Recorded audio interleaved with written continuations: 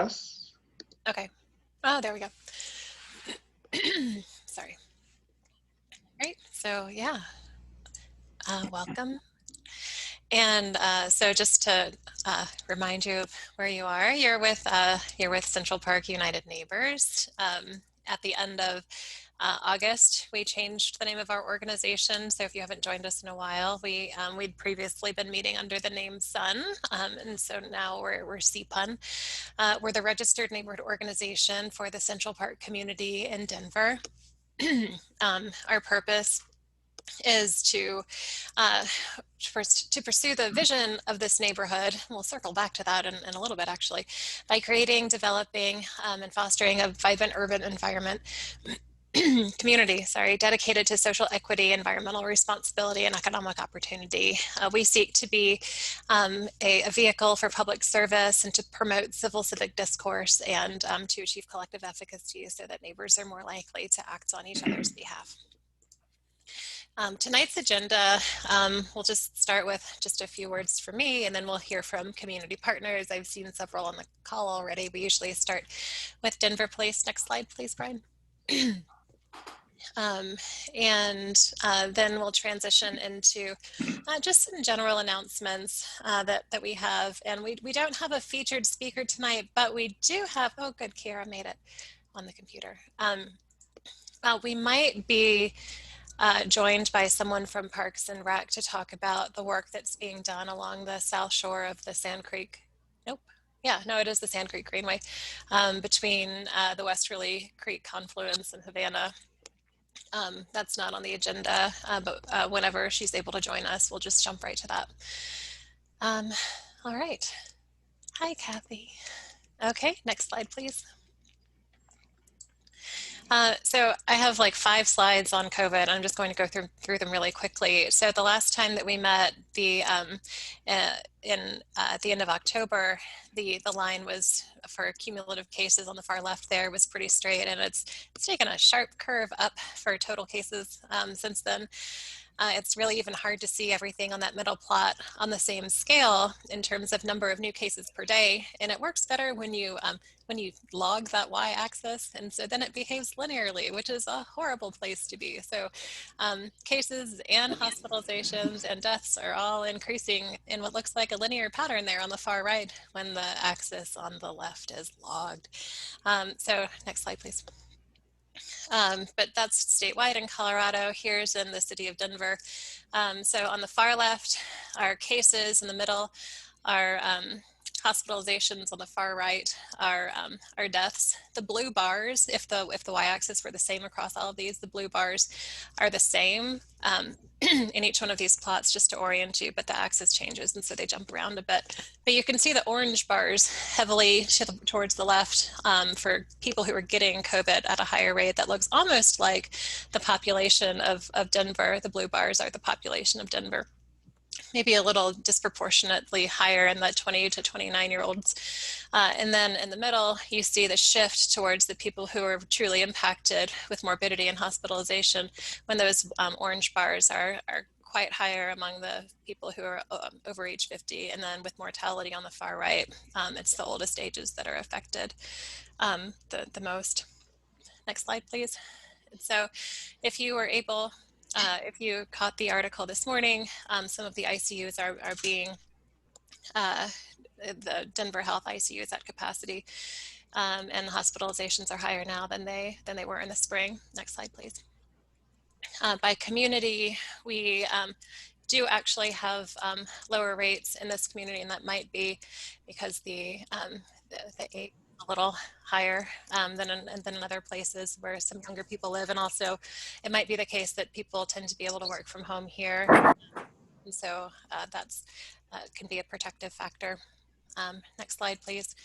And so then, if you were able to catch the news conference today, you'll know that at the state level, another risk level was added. I wasn't able to catch it, and so I'm still catching up on what was announced today. But currently in Denver, we're under a stay-at-home order. But if you do listen to these news conferences, the plea is constant. Please just stay home. We're not on lockdown, but if you act like we're on lockdown, then maybe we can avoid lockdown and just socialize with people in your own home. Right? No gatherings between households. So the rule is no more than 2 households, but the plea is please don't gather with people from other households. Okay, and so then that might be it for COVID. Next slide, please.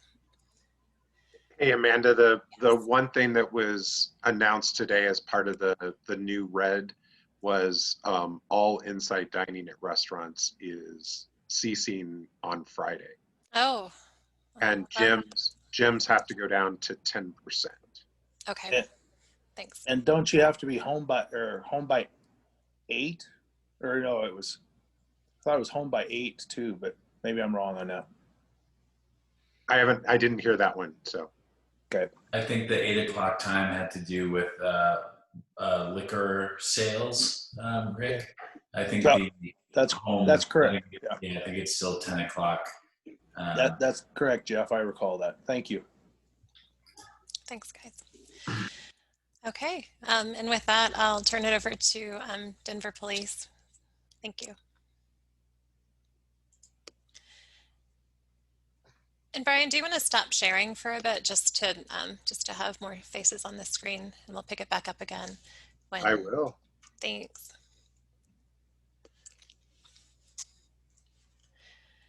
So I think that I saw Kira join. Oh, and good, there she is on camera. Great. Hi, but you have to unmute yourself. Can you? Okay, I wasn't able to unmute a minute ago. Can you hear me now?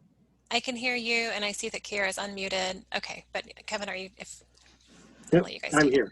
Okay. All right.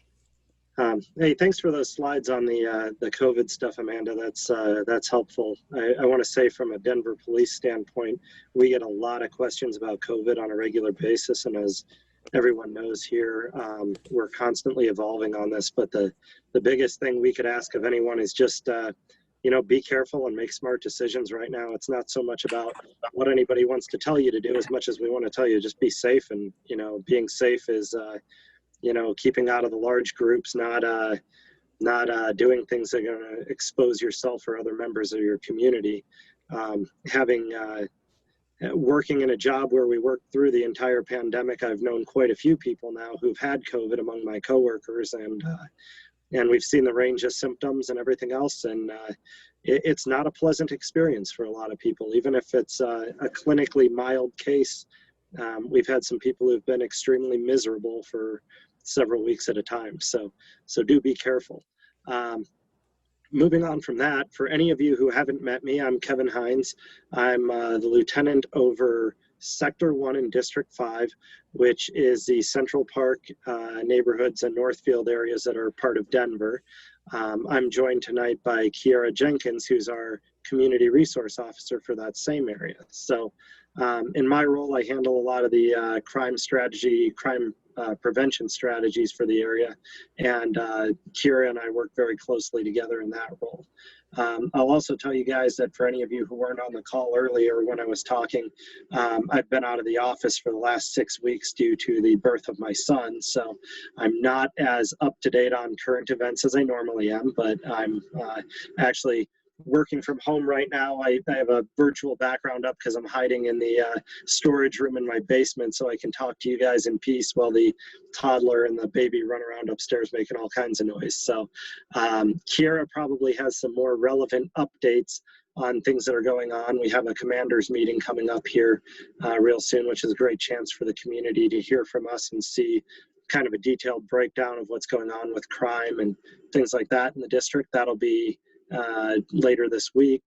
And Kiera, I'll pass the torch to you if you have anything you'd like to add about more recent events. And I'll also say that I'll be hanging out on the call here for a while, so if anybody has any questions for me, please feel free to put a message into the chat or call us out here, and we will try our best to answer those for you. Kiera? Kiera is stuck on mute, I believe. There we go. Hello, everybody. So I just wanted to throw out some crime stats for the last 28-day period. So good news is crime is down. Violent crime for the whole entire district is down 17.1%. Property crime is down 22.1% with a total of 22.7%. So that is exciting news. And as always, while we're excited that it's going down, we just want to remind everyone, you know, with the holidays coming up, the porch pirates are out and things of that sort. So if you can, get your packages delivered to work. If you're still working at work, and can grab it from work. If you're not, that's kind of a good thing because you can get it while you're at home. If you're traveling, have your neighbor or somebody grab it for you and keep it until you come back, things of that sort. And then there are questions. I posted the commanders meeting information on how to join via Teams or calling in the chat. And it is this Thursday, November 19th at 6 p.m. And I'm here for questions if anybody has any. And thank you guys for having us as part of the meeting again. We always appreciate being here and being able to answer questions for the community or just be a part of it. So I apologize again with my son being born. I missed the last meeting, so it's good to see everybody's face again. Hopefully it won't be too much longer till the world gets itself back in order and we can see each other in person again. So. Officer Jenkins, forgive me if I missed or didn't hear you explain this, but over what time period is crime down? Is that year over year or month over month? What does that look like? So that is the 28-day period. So we run off of periods instead of months. So each month it can fall a little bit differently in the calendar, but 28 days. Okay, thank you. How does that, so I think we usually do see like a rise in the summertime, right? And then more of like a dip when the weather gets cooler, but then maybe like a spike with the packages and the and closer to holidays. How does what we're seeing right now compare to last year to get more of like a not during COVID comparison?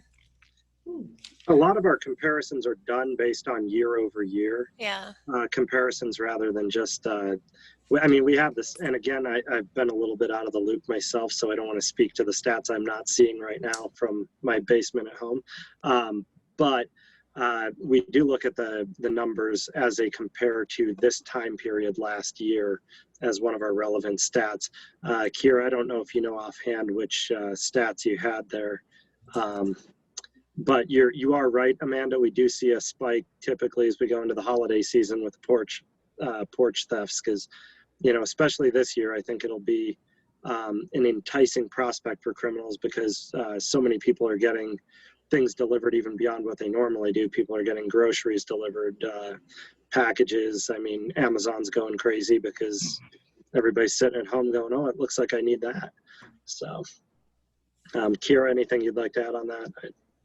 No, but Amanda, I can reach out to our analyst and see if he can give me a comparison of 2019 to 2020 to see where we're at with property crimes. Yeah.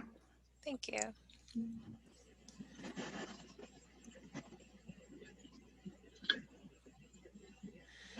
All right.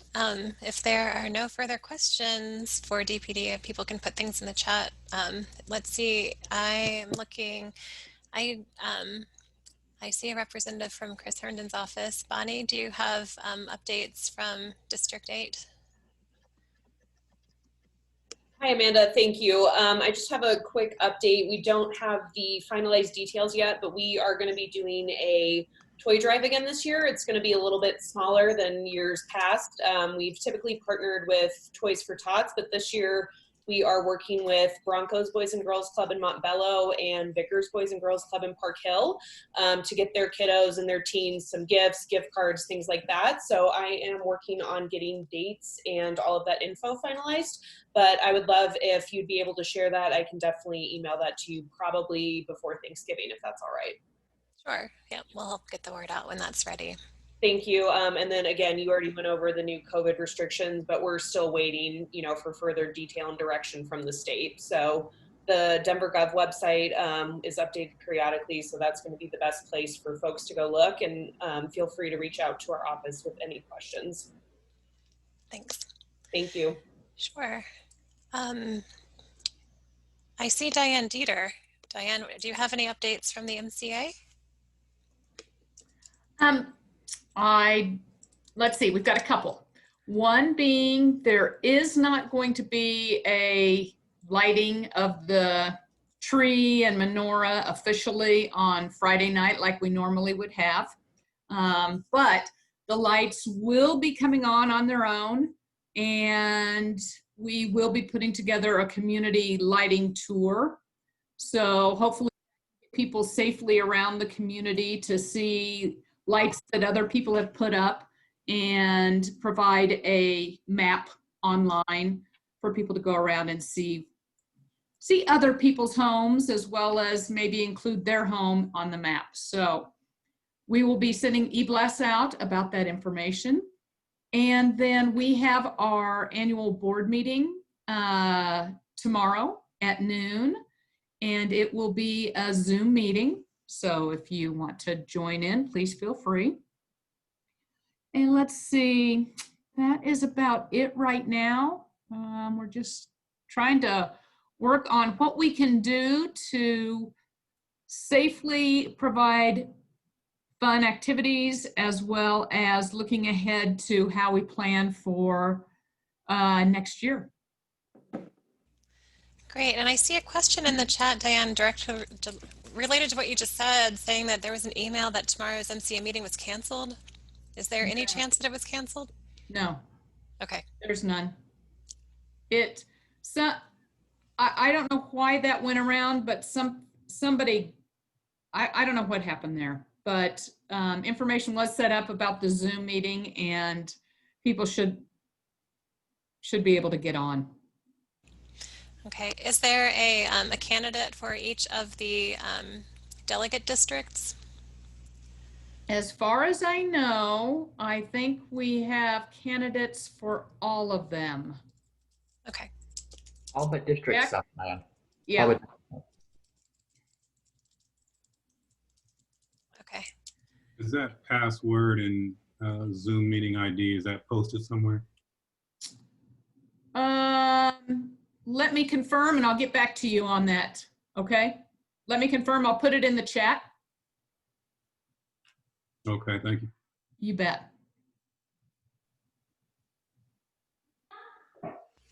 All right. Are there any other community partners here? I'm sorry, Diane, is there anything else? She's on, okay. I think she's muted, which maybe means that she's to the end. Okay. Amanda Sinsere from Parks and Rec is here. I just saw that. Okay, great. Are there any other community partners here for general updates? Okay, Sincere, let's hear from you, please, from Parks and Rec. Thank you for joining us. Yeah, thank you everyone for accommodating me kind of last minute for your meeting. I just wanted to provide a quick update on some of the activity that's happening on Sand Creek between Westerly Creek and Havana Boulevard.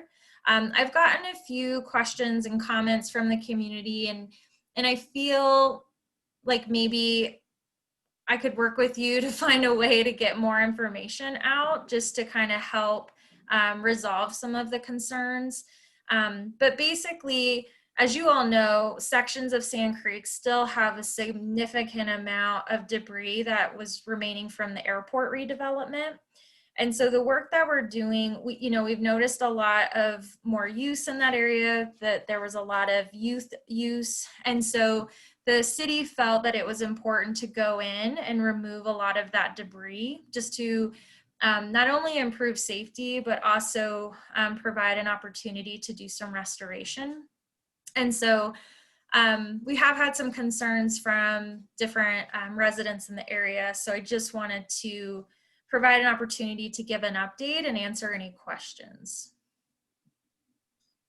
What's the nature of the concern been today? So honestly, it's a little bit of frustration around the city disturbing the area when we've asked for users to no longer build the bike park, which was causing some disturbance, mainly.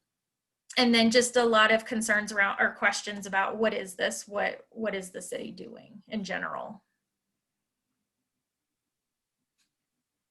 So just wanted, yeah, I mean, sorry, Jack, were you about to? Yeah, can you touch on scope of work there? Yes. So as far as the timeline for construction, they mobilized about 2 weeks ago and should be completing the project by beginning of January. The scope of work really is just minimally trying to go in and remove as much of the surface debris. There's huge chunks of concrete and other kind of rubble that is of concern. And so they're just kind of picking that out. We're recycling the concrete debris, and then we're going to go in and revegetate those slopes and restore any disturbance. So question, I actually live right near there. I've been walking my dog in that area for 15 years. It's a great area and I'm thrilled to see that's happening. Just a quick question. I know there's some of that debris in the creek itself. Will any of that be removed during this time as well? A little bit that's closer to the water's edge will be removed as well. A lot of the debris, there's not a whole lot within the channel itself.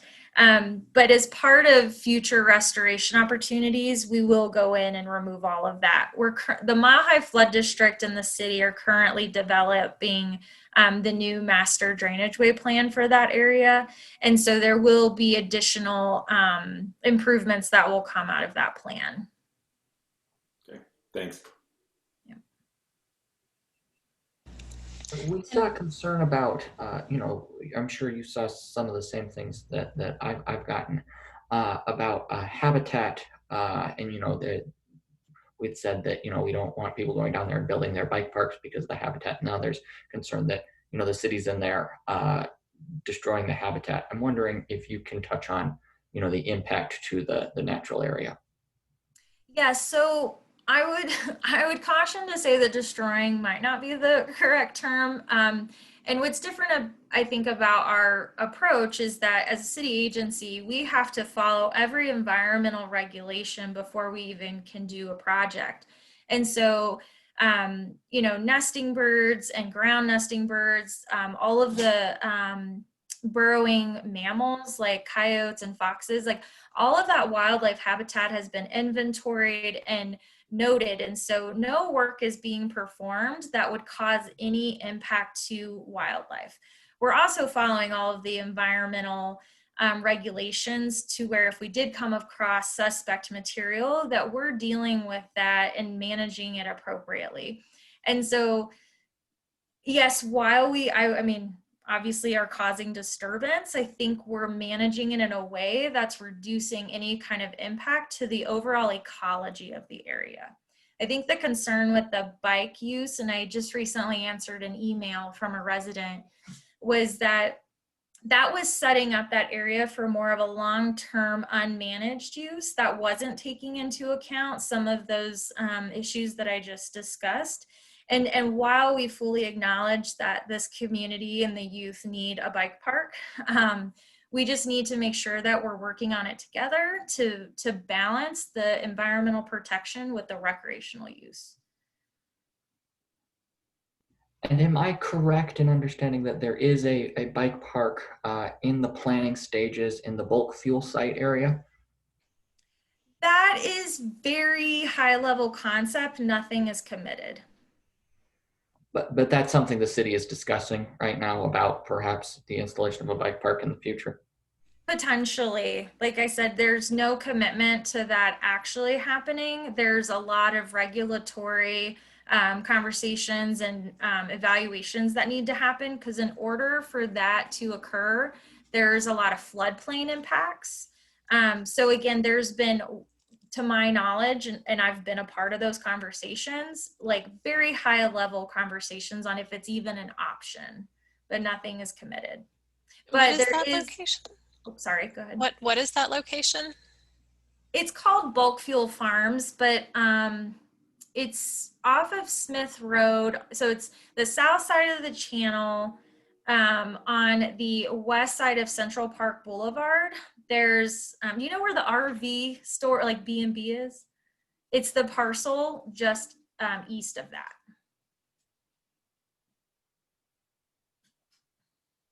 Would that be accessible from like the Sand Creek Trail? I guess would you get to it from close to the train station? You would have to access it from the north side of the train tracks. There's a dead end road that ends at that property. And so again, that's another issue that we would have to work through to even see if that was a viable connection, because there currently is not there's no way to access it from the regional trail.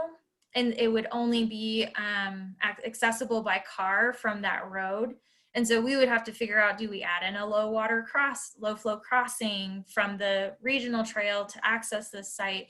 Because if kids are going to be going there, we want to make sure that we're providing the safest access points. And so that's, again, a huge cost and design process that we would have to go through to make this a viable site.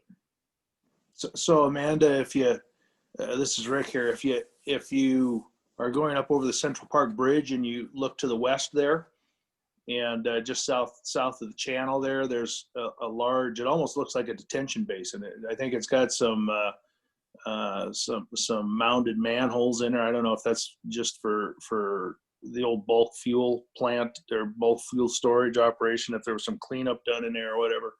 But there's a fairly steep drop off between where B&B RV sits down into this area, if we're talking about the same spot. Mm-hmm.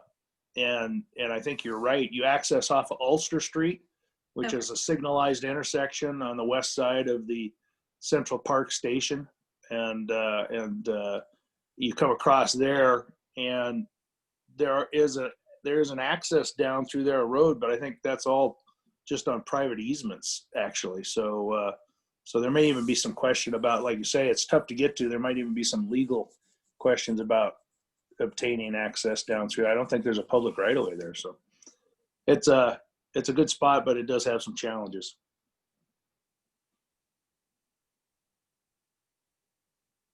If people have additional questions going forward, what's the best way to get a hold of you or to speak with the appropriate person about it?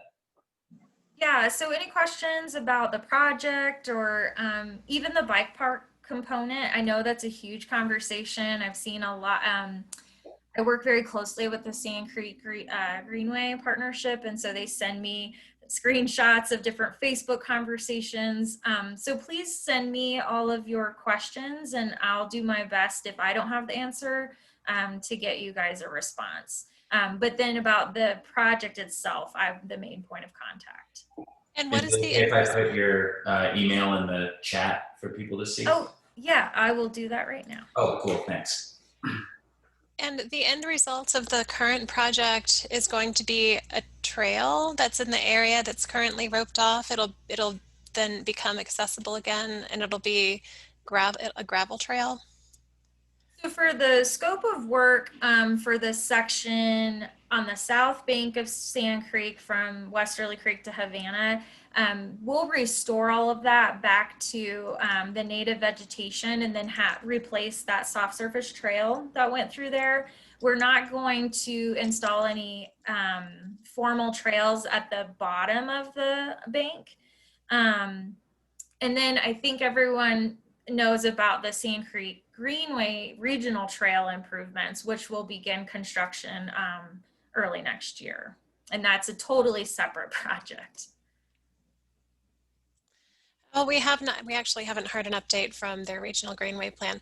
So you're saying when all of the work is done, it's not going to be passable, like there won't be a path down by the riverbank in the forest area there?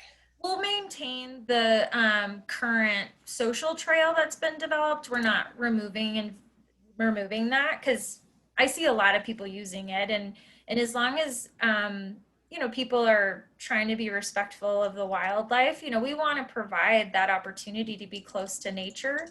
So we won't remove that, but we will replace with crusher fines the trail that was at the top of the bank once that work is complete.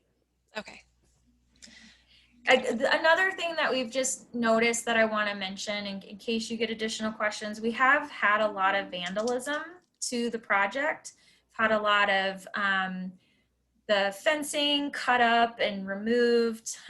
We've had users allowing their dogs to be off leash within the construction area. And we actually had a dog almost get hit the other day. And so I just wanted to kind of reiterate that we really want to create a safe condition for everyone involved, including our contractors. And so I just want to find a way to better communicate to the community and be responsive to any concerns so that we can finish this project out with any, mishaps. Okay.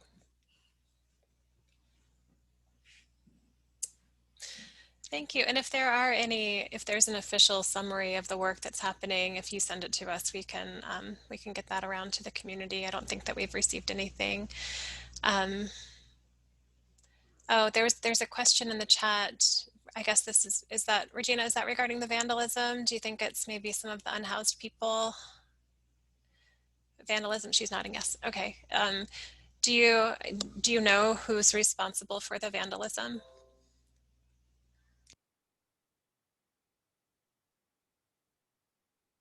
You can't unmute yourself. Let me see if I can unmute you. Oh, there you go. Okay, thanks. I had to unmute it. I couldn't unmute for. Actually, we're seeing it as some of the residents that's causing the vandalism. Okay. I'm not going to say that some of the other users are not causing it as well, but we're seeing users who are walking their dogs and everyone else kind of causing that. And the nature of the vandalism is like the cutting of the fences to gain access and that sort of thing? Yes, there's two different types of fencing. There's some that just kind of ropes off kind of the active construction area, but then we also have what's called a sediment fence, which is at the base of the project, which prevents any kind of erosion from getting into the floodplain and the waterway. And that's even being just completely pulled out and ripped up. Okay. Sincere, I think one of the things, because like I said, I'm that direction a couple times a week. There's just hasn't been signage, so I'm not trying to excuse people doing that, but it kind of went up and it's like, oh, what's this? And I wonder if there's just a sense of I don't know what this is, anyways. Again, I'm not excusing the behavior, but maybe some signage would help. I think that's a great comment, and they did have some signage made last week, so hopefully that was installed. There's some like laminated signage along the perimeter of the fence. So again, hopefully that was installed and can kind of help better communicate what's going on out there. But yeah, I completely agree. And just for everybody, it's a great bird habitat down there. I mean, you see hawks and bald eagles and any other number of birds I don't know the names of, but it's pretty awesome down there. And I see a question from Kathy related to Parks and Rec. Kathy, do you want to just go ahead and ask? Can you unmute yourself? Okay. So do you want to know just about the status of when they would be reopening? Well, that, or are there going to be online classes? I know there were some in the summer and now they've kind of trailed off, and just wondering what kind of recreational opportunities there will be during the winter. I know they're still offering, are you signed up for their emails? Because I get email classes and videos. I am, but I just haven't gotten any in the last couple of weeks, so I thought maybe they had stopped, and the number of classes has really decreased. But anyway, okay, so they're planning. They're planning on continuing that, but I can follow up and find out kind of what the status is on the frequency and quantity that they're hoping to push forward. I feel like they'll ramp it back up since we did receive new updates today that is going to affect our ongoing recreation. Then another question for you regarding the sidewalk process. I know they completed the sidewalk adjoining the dog park this week, and we have new sidewalks in the area of Prairie Meadows Drive and Dallas Street. Are there other portions of the neighborhood planned for additional sidewalk improvement? I'm not sure, but I can get you that information. We have a project manager that manages the sidewalk gap projects with Dottie in particular, so I can reach out to him and get that information for you. That is great. Thank you. You're welcome. Well, again, thank you so much for your time. I want to make sure I'm working proactively with you all instead of reactively. And it's on me that I don't think we had a more robust public notification process. Our marketing and communications team did post on Nextdoor and sent some email information to the RNO. I just don't know how well received that was.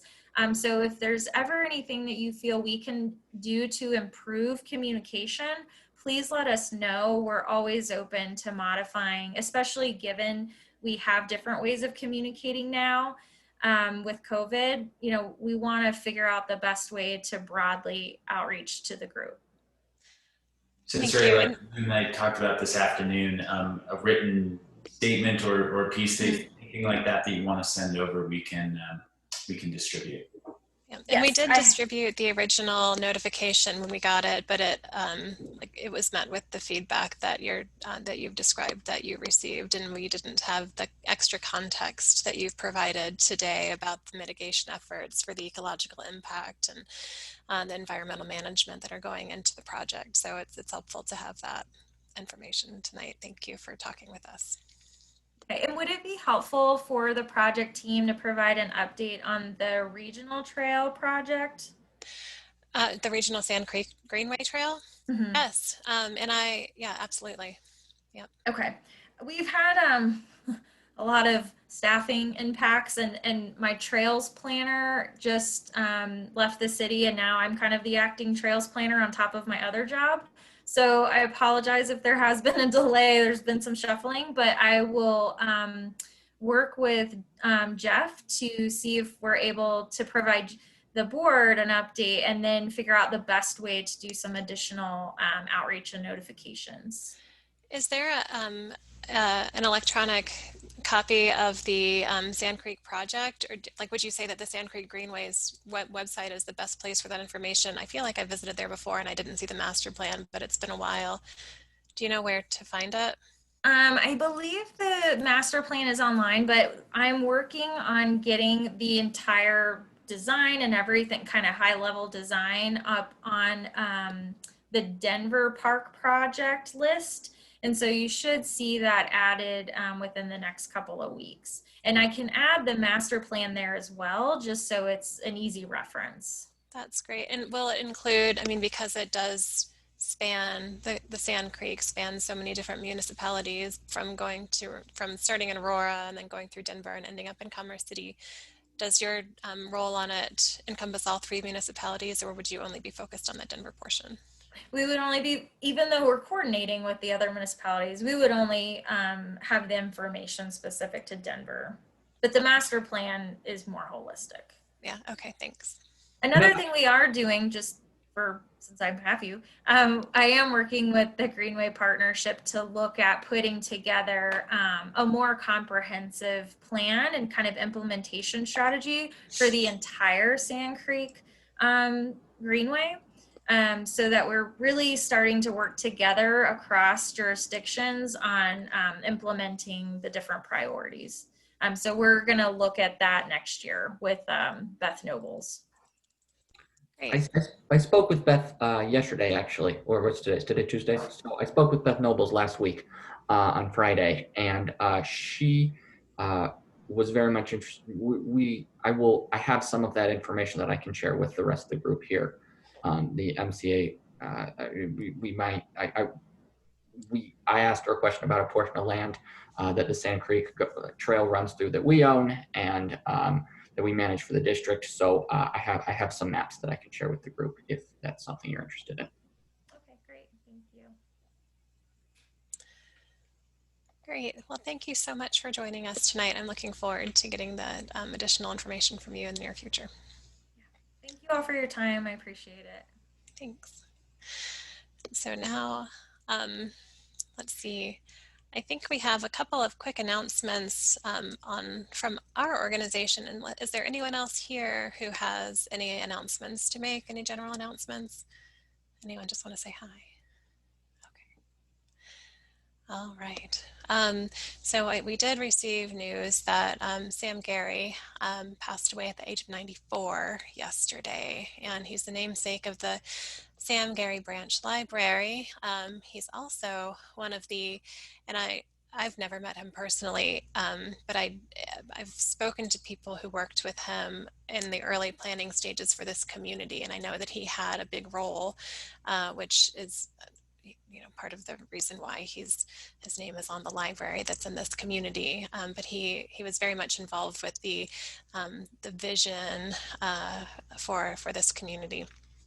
And there's a beautiful quote from his family that I put on the slide here, just to kind of put the context of his business work and community philanthropy together. So I just wanted to, he's also one of I think he was the founding CEO of the Foundation for Sustainable Urban Communities. So he was involved with a lot of different things. And what he's holding in his hand in this photograph here from the front porch is the Green Book, like a physical copy of the Green Book. So anyway, we've lost Sam Gary. Okay.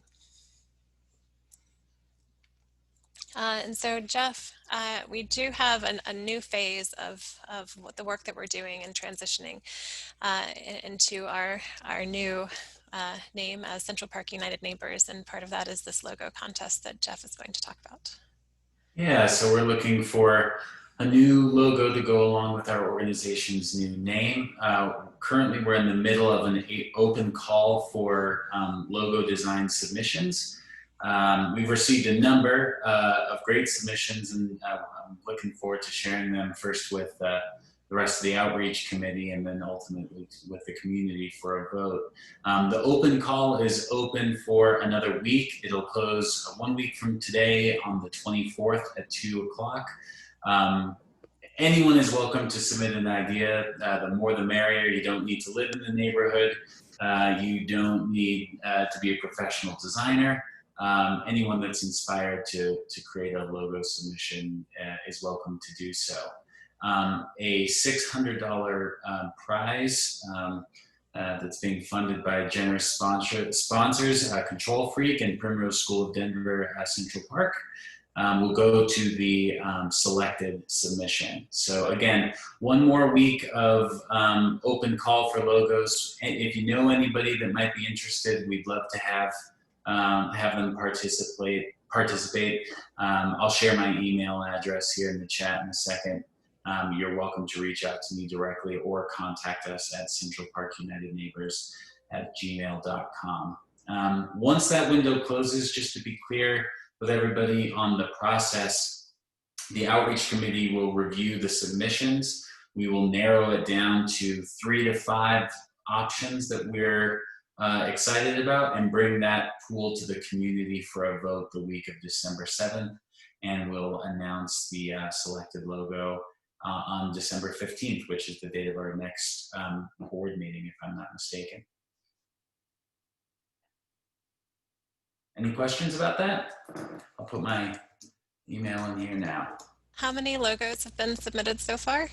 Oh, that's a great question. I'd be guessing. Brian sees a lot of them too. What would you say, Brian? 30-ish? Maybe more than that? 30 seems about right. Yeah, I would say. And we've had young people submit ideas. We've had professional designers. We've had just engaged, interested community members.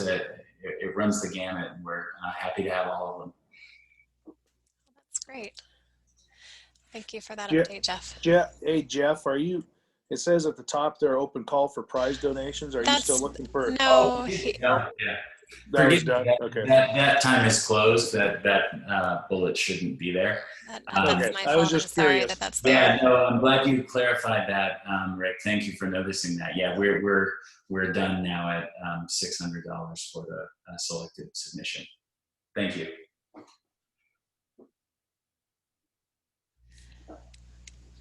All right. And is there anything else? What's on the next slide? Okay, so we don't have to, we can, are there, so sometimes it's maybe, are there any general questions that anyone has? We can kind of go to the open comment section that is supposed to begin our next hour right now and just kind of close out this meeting with that.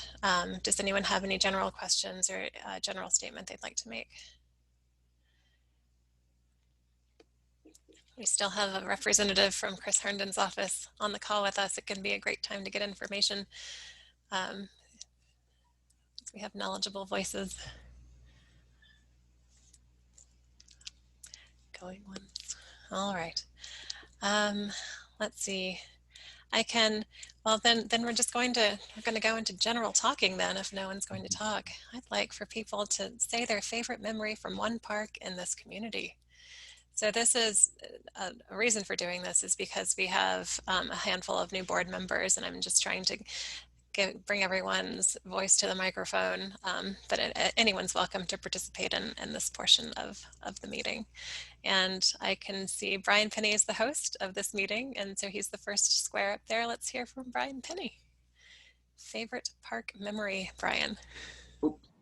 Sorry, Amanda, I was making sure I was off mute. You can't go to the next slide to avoid the question.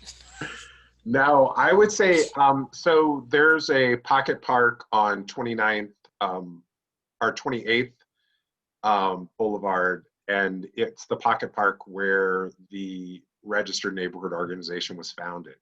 And I remember that was like one of my first opportunities to get involved in the community when most of the area around that park was just dirt and a school at, it was Westerly Creek. So that's what I remember. Which park was that? That was 28th and The pocket park on, I think it's not Roslyn. You went to, it's kind of it's the diamond one right off the 28th. Yeah. Jack, you have 2 seconds to name that park. Are we talking the diamond one off of MLK, or are we talking about the one closer over to Aviator Pool? By Aviator Pool. Okay, that's Harvest Park. It wasn't named at the time. Probably Diane and I are the only ones that were here back then. So. I was here back then. I was only about 3 feet tall, but I was here back then. Okay. Sandra, do you want to go next? My favorite memory is our happy hour after the whole renaming process. It was so good to see everybody in person, even though we had to wear masks and stay 6 feet apart from each other. But I really enjoyed getting together with all of you. Oh, thanks, Sandra. Yeah, it was really nice to be distanced but together in the park that day. That was really nice. Kevin is not in front of his computer, so I'll let him slide. Mark. I would probably say my favorite park-related memory is my kids helping out at the kickball tournament at Central Park. Having sell t-shirts and whatnot. Good stuff. Mandel? So my favorite memory was when my real estate agent showed us the home here, and I rounded the steps and saw the amazing view of Central Park, and stepped out on the balcony, and my wife said, "Isn't that your sister's house across the park?" And so that did it for me, and so here we are now. Nice. Jack? Oh, geez. My My favorite park is, I'll have to give, my favorite park is going to be Westerly Creek Park there, that runs along 26th all the way out there to Aurora. That is my favorite park in the community. From as far as I can remember, I've been down there doing a great many things in the outdoors. So that'll be my favorite one. All right, great. Jeff, Ederer? There are so many great parks in our community. It's hard. That's a tough one, that's for sure. But fortunate enough to live on the street that has Central or Summer Park on it, which is just up from the rec center. And I'm just going to say the dozens and dozens of happy hours I've participated in with neighbors in that park. Yeah, those parks have really nice sunset views too. Yep. Carol? I would second what Sandra said about us meeting in the park that day, the board, and feeling so good about what had occurred and the collegiality, and then actually getting to be with one another face to face. And I would also add that I bike a lot and I walk a lot in the neighborhood, and I never take the parks for granted. I've lived here 3 years, and sometimes it feels like, oh, I just got here. Because there's nothing like it. And I've lived a lot of different places in my life, but the parks here are just extraordinary, and I just never take them for granted. I'm always very, very grateful. Thanks, Carol. Jamie? I think the name of the park we go to most often is Cottonwood Park. And so we have a daughter who's 2 and 9 months, and we started really going there when she could barely walk, and now she's climbing everything and going down the really huge slide. So I really appreciate that park, and to sort of echo what Carol said, I've spent a lot of time working in other countries where the parks are rusted out and there's broken glass everywhere, and it's amazing that children survive to adulthood in some of them, and so I do really appreciate the parks that we have here. So yeah. Thank you, Jamie. Rick? My favorite memory, and I get to relive this memory quite often, is again to walk through Central Park and Westerly Creek and hear the meadowlarks sing. And again, I grew up in Montana and the plains, the eastern plains of Montana, where I connected a lot with the meadowlarks and their beautiful song. And so walking through those areas, I think I've mentioned before that that sealed the deal for us. We came down, we were looking for houses and looked at the house, and we walked through the park to talk a little bit, and the meadowlarks were singing wonderfully that day. So favorite memory. That is a beautiful song, and I have it. It's recorded, and there aren't very many videos on CPUN's Facebook page. So if you look at the video history for CPUN's Facebook page, you can hear a recording of the Meadowlark song, independent of Rick's adoration of the Meadowlark. Jeff? Oh, sorry, Jeff Horsfall. Oh, sorry. Sorry, Jeff. Jamie and I live pretty close to each other, and so mine is a Cottonwood Gallery Park memory as well. My girls are a little bit older than Jamie's daughter, and we watched that park being built, and we would go by there in wagons and strollers and on walks all the time. And that playground with big red pieces of equipment was this tantalizing thing for my kids. They desperately wanted to go on there, and I had to keep telling them, no, it's not open, you're not allowed to. And so the day the caution tape came down was sort of like this ribbon cutting for them, and they could like barrel at it full speed. And that's one of my favorite memories of our great park system here. Great. Jeff Barron? Okay, so pulling up the end of the line on the Jeffs. Sorry about that, Jeff, on the last one. Yeah, this is really nice. I'm really enjoying hearing everyone's stories about parks, I have to say. For me, I would say that, these parks have been really instrumental over the last 7 months. And I have two sort of grown kids. One's 22 and one's 19. And they were both home from college because of COVID, which was all quite a shock. And the having the ability to go outside and go for a walk, the four of us, was really kind of a special time, amidst all this chaos and being stuck in home and kind of the pressure of this pandemic. So it really was a treat to every evening, all get together and walk, and had about a 40-minute walk, along the green belt and then through Central Park and make a big loop around to the house. It's a pretty extraordinary way to kind of decompress at the end of the day. And I echo what Carol said. We're very, very lucky, and definitely felt it over the last few months. Thank you, Jeff. Regina?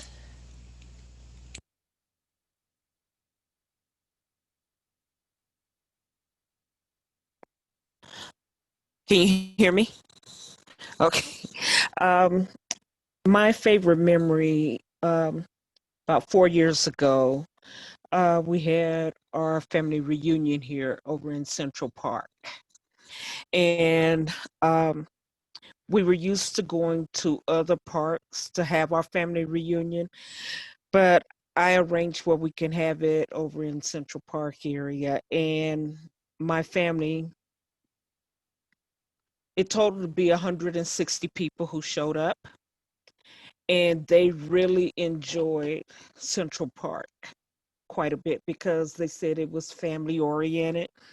It was a place where kids can play, where we had our picnic area. They were able to play football, and so they enjoyed coming. They like to have the family reunion here every 2 years. Oh, that's beautiful. I'm glad to hear that. Brad? Can you guys hear me? No. Okay. So I'd say my favorite park in memory is I've talked about it here before, but the Greenway. With my daughter being about 18 months old, every Saturday when there's the confluence of dogs, people biking, rollerblading, it's like sensory overload for her. And so she loves it, and we love to just kind of walk along it and get a coffee or something from Stanley Marketplace. So it's just a fantastic park to have around the corner. So we really enjoy that one. That's great. Thank you, Brad. And I see a handful of people who are on the call, and I just want to encourage anyone else who wants to share anything. You're absolutely welcome to jump right in here. You've been listening to us, and you're welcome to share. Hey, Amanda, I don't think they have to kind of raise their hand or chat. I'm just taunting them all. But they can raise their hand and we can ask them to unmute. So yeah, okay, yeah. So if anyone, either say it in the chat or just do one of those high five reactions or something, and we'll call on you. And while we're waiting for that, I'll just add, it's just narrowing my own. You'd think that I had it ready because I posed the question, but I don't know. I just walked with my son over to one of the finger parks close to where Jeff lives. We used to live over in that part of Eastbridge, and there's just like a tiny play set there, and my kids were much smaller when we lived there, and just bringing an 11-year-old over there and just like sitting with him on it and talking, as opposed to like when he was like rambunctiously playing on it when he was little. It was just kind of fun to revisit something that we used to do when he was small. But I think that my current favorite, I'm going to list two, are the greenways. There's a loop that I can do behind my house that goes along Sand Creek on the south bank and then looping back on the north bank, and that's right where the mural is being put up, and it's beautiful, and it's about a mile. And so since my husband and I share this office, sometimes I'll put on this headset and walk out of my house with it plugged into my phone and just have a conversation while doing that loop on the Greenway. And I don't usually encounter many people, but I know that I look ridiculous when I do, but it's okay. So it's the Sand Creek Greenway loop. All right.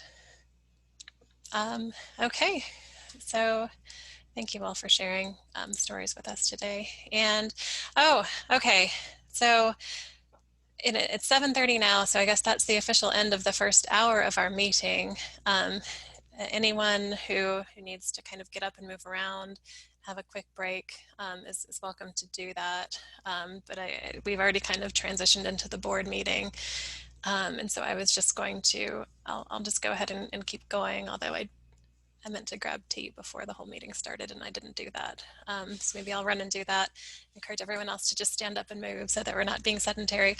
And then we'll jump right into this, which are the responses from a survey that I gave the city, but in doing so, I realized, oh, I should share all of these responses with the board. And so I'll just go through those really quickly when we all get back. 1 minute.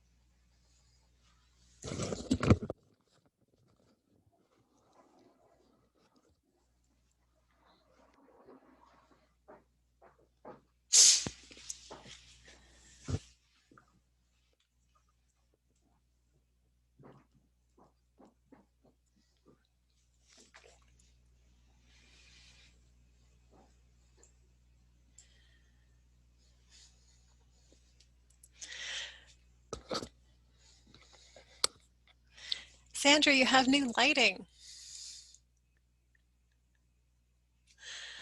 It doesn't seem to do much to get me out of the witness protection program here. I can only put it so close to my eyes before I feel like I'm burning my retina. Oh gosh. No, I think I do notice that it's brighter, that your image is brighter. Okay, good.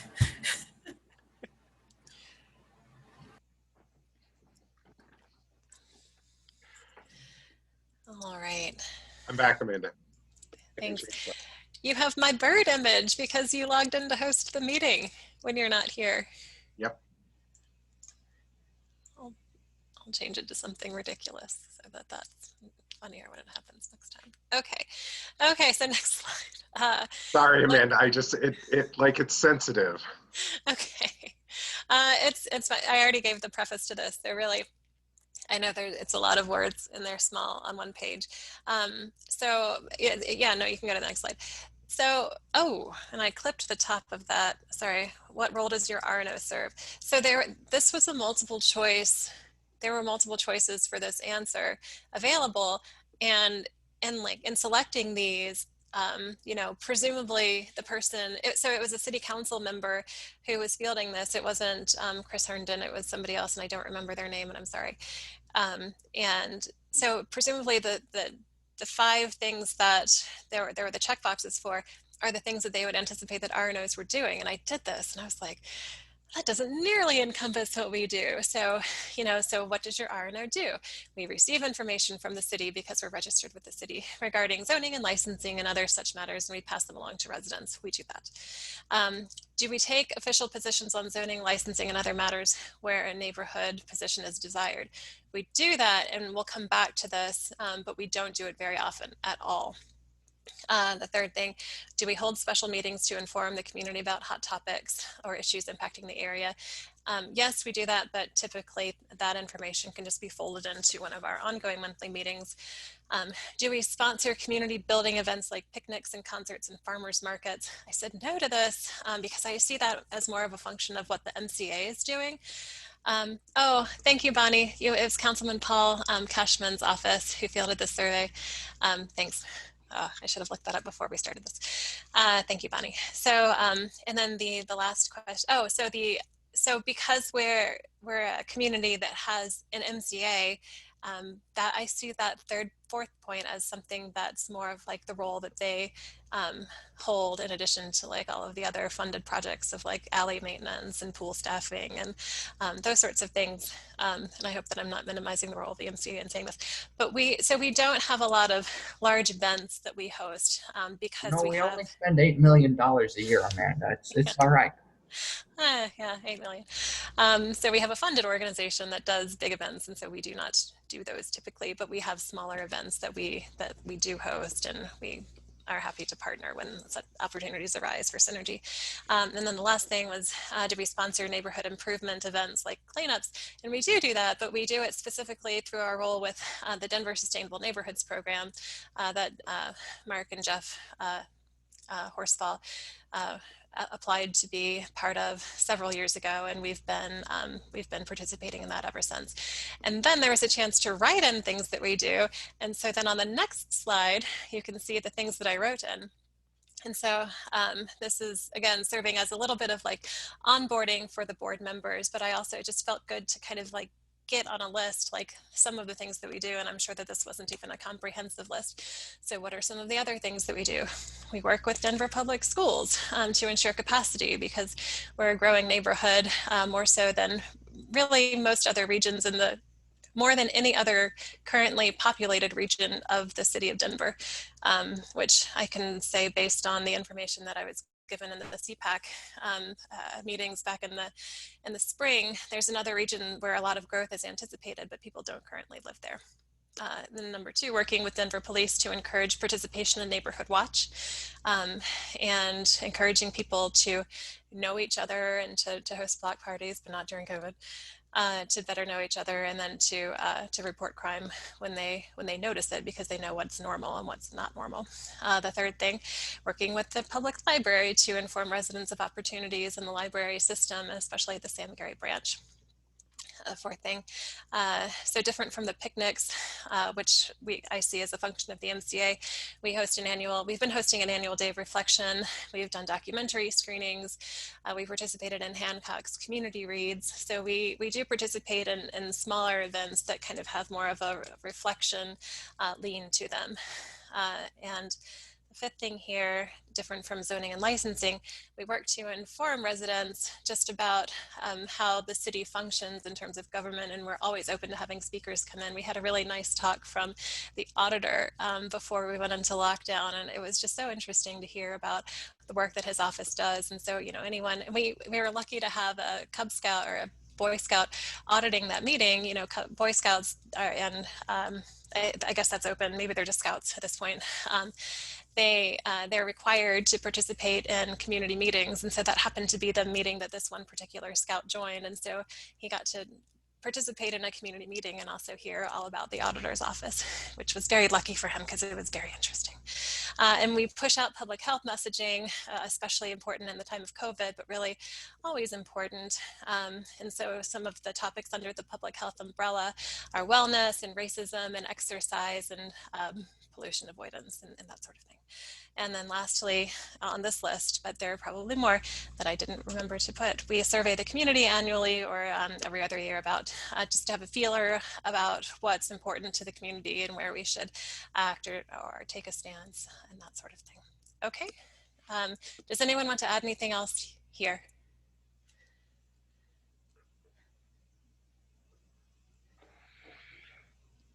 Okay, next slide, Brian, thanks. Okay, so then they asked if your RNO takes an official position, how is that position reached? And so we have a really high threshold for acting, for taking a stance, or for, I guess, specifically blocking something like a licensing type thing. We really serve more as a vehicle for communication, but when we do take a stance, we try to get evidence of something in like a supermajority of evidence that there's community support behind something. So that's, I don't know if anyone wants to add anything here. This was my response to the city, though, that we tend to be more of a vehicle for communication. I know that there are other RNOs that are very active in taking stances on issues. And when there's clear evidence of community support for something, I think it would be important for us to act on it, but without that evidence, it's harder, I think, for us to maintain the voice for the whole community. Yeah, I think a good example of this might be that plot of land on Central Park and MLK that we heard from the developer just a couple of months ago, right? There were some concerns amongst residents in that immediate area, but without larger or more widespread concern. The role that we played there was to provide those residents with a forum to express their concerns to us, who could relay it to city officials, for example, or other means of communication there. So that was sort of where we drew the line in that particular instance, despite the fact that there were residents in the immediate area with real concern. Yeah. Regina, I see your question. Do you want to unmute? And I don't know that I know the context for it. Are there any areas where we're talking about going green in the community? We do talk about this a lot, but what specifically are you asking about? Well, what I'm asking about is by 2030, they're talking about more electric cars. Are there going to be any central point locations where it may be in a shopping center where they can plug in their car? So I know that there is a charging station at the train station, but I'm going to let Mark go ahead and answer this question, because before he comes to my house and silences me to answer the question. Depending on your car, you can plug in any regular 120 volt plug and the thing you have, but it's specifically for higher speed charging. I believe there's one already open at Walmart, or planned for Walmart. And then there's one at the train station, and I'd love to see some at the movie theaters and grocery stores, but that's definitely something we want to facilitate and work on. Gina, I know that's exactly what the Sustainability Committee is focused on, is organizing events and programming that build community while also advancing sustainable initiatives. So because you mentioned electric vehicles, Mark actually organized an electric vehicle forum at Sam Gary Branch Library that served as sort of a buyer's guide for people that were interested in perhaps purchasing a electric vehicle. So a panel of EV owners spoke about their experiences, what the pluses and minuses of different cars were, and then we relayed that information onto the community. I think we recorded that particular session so that we could post it on YouTube or something like that. So all kinds of events like that the Sustainability Committee is pursuing throughout the year. I forgot one location. The Grove has a level 2 parking charging station there as well, but I think that's just for residents of the Grove. So,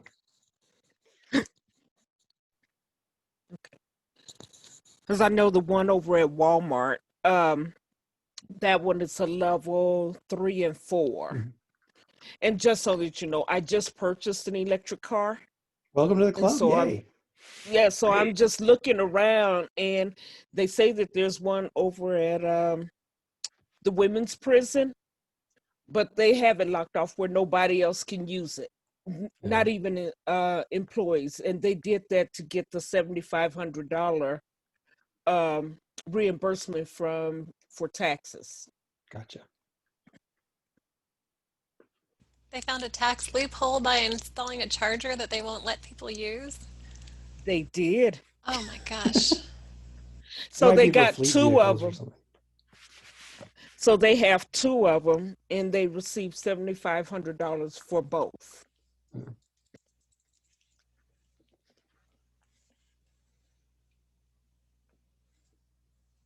I'm distracted by Kevin's baby. Hi, Kevin's baby. What is this baby's name, Kevin? I don't know how to unmute you. Can someone unmute him? Okay, I think I'm unmuted now. This is William. Hi, William. Oh. Can you say hi, William? He was getting a little fussy there, so I transitioned to dad mode here about mid-meeting, and I thought I'd introduce him real quick while I was on here. I didn't mean to distract from anybody. I just thought I'd hold him up here and let you guys see him. So. Thank you. Oh, thank you. Babies. Okay. And Regina, we'll also come back and talk more about committees in a bit, but that's important to touch on. I didn't cover enough sustainability when in the list that I made, so thank you for giving Jeff and Mark the floor for elaborating there. Okay, Brian, next slide, please. Okay, then communication, it's tricky. How do we communicate information that we receive from the city? We always share it with the board. So Brian forwards everything that we get from the city to the board distribution list. Sometimes that information is shared at community meetings. For instance, today with since you're joining us, we share a lot of it on social media, but not all of it. We really don't. So then the things that I did not select that were options were we only share information with dues paying members. We're not a dues-paying organization, so that doesn't even apply to us. Do we share with an email list of those who have requested information? We don't have, well, it's too expensive for us to send emails at this time, so that's certainly not an option that we were pursuing. There used to be a time when we handled communication differently, and we would send information out in batches, including like huge paragraphs from the city, but we've really tried to streamline what we're sending out in email. Do we share it through print newsletter? No, we don't have a print newsletter. And then the last two options were not sharing. So that's not what I selected either. But this can also sort of give you an idea of the way that other RNOs would respond, given that those were the options.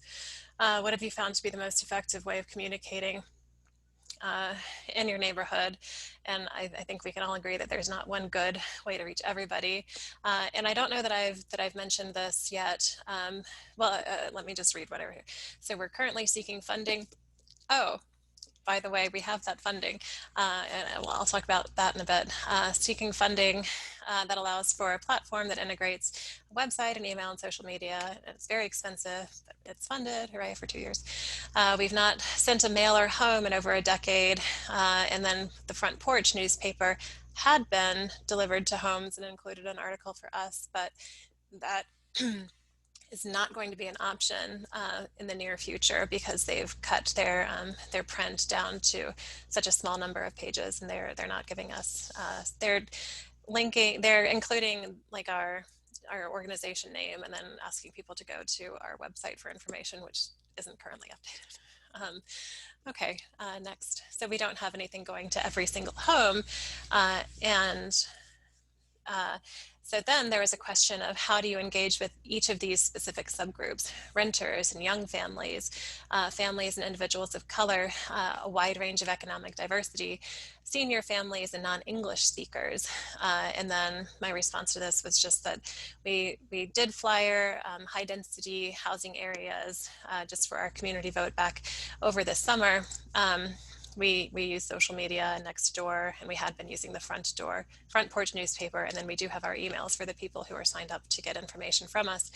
But I think that, seeing these areas where we could stand to have extra efforts to reach people is very helpful. And I would like to see the outreach committee give thought to how there might be a plan to reach each one of these demographics, perhaps a little bit, maybe not young families. I think we're probably good with the young families, but everyone else, just to make sure that people are included who might be harder to reach and who might not be included already. Okay, next slide. And how do we raise money? We're working on it, but at the time my response was we were working on it. We don't have an income source. We're asking the local business association and other organizations, but we have money. We'll talk about that more. Next slide, please. Anything else you'd like to tell us? I wish that the city had a criteria for rating RNOs because I'm competitive, and I'd like to ensure that we're in good standing with those operating practices, and by doing so we could earn an opportunity for financial support from the city. And I would be happy to work with the city on developing these criteria, and I have not heard back from them yet. All right, I think that's the end of it. Yeah, funding. So are there, I'll pause because that's going from one topic to the next topic. Does anyone have anything to add, or does that bring anything to mind? What's the city, what is that information being used for? I'm sorry, I may have missed it. I don't know, and I should have Bonnie still here. Bonnie, do you know why he was surveying RNOs? Hi, sorry, my dogs are going a little crazy, so I had to go get them. Can you repeat the question, Amanda? I apologize. Oh, sure. Jeff Barron asked what the city is doing with the information that we provided in response to that survey. So my understanding is just trying to get a broader sense of how RNOs currently function. And I know that they are also, I believe, looking at like sister cities, so to speak, to see how other cities work with RNOs. And so really just kind of analyzing what works, what doesn't work, and just see if there's maybe models or things that, you know, we can take and kind of implement in the future. And look at, you know, really successful RNOs who are good at engaging community and try to see, I guess, I don't want to say replicate, but just kind of share info. That's my understanding. I know it's in the very preliminary stages of, like you said, gathering the info. That would be a much better question, though, for Paul Cashman's office. And I can post his aide, Brent's info here. If everybody would like, that would be a much better question for their office, but I will post that right now. Thanks, Bonnie. You're welcome. Yeah, I guess my only question is, if we've provided this information, you're collecting it from all these RNOs, doing some kind of comparison and best practices, is there going to be a way to filter that back to us in some kind of a report or outreach of some sort so we can also benefit from it? Yeah, I'll reach out to his office when I get that contact information from Bonnie and ask for that sort of report. And certainly if there are best practices that come out of it, I would like to see us implement. I want to add something, an experience that I had that's connected to that. So I'm glad you, Jeff Barron, I'm glad you asked that. I attended 2 INC meetings last week. One was the Transportation Committee, and then the delegates meeting on Saturday morning. And after the delegates meeting Saturday, I had the exact same questions, is because they were voting on some really important issues, notably a statement by INC about racism. And there was a lot of discussion about a couple of sentences that I thought were pretty clear. And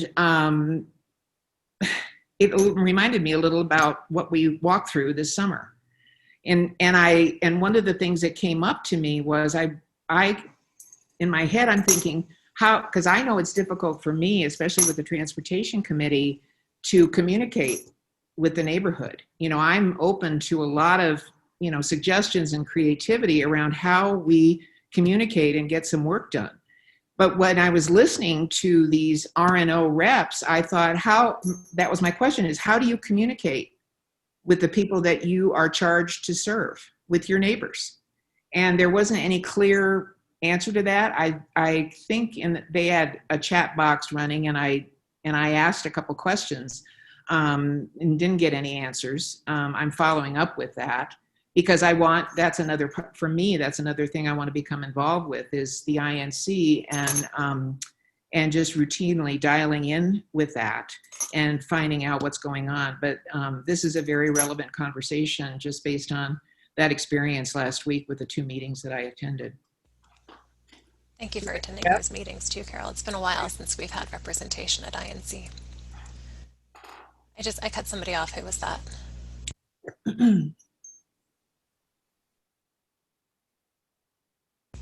I thought I heard somebody else talking. Was somebody else talking?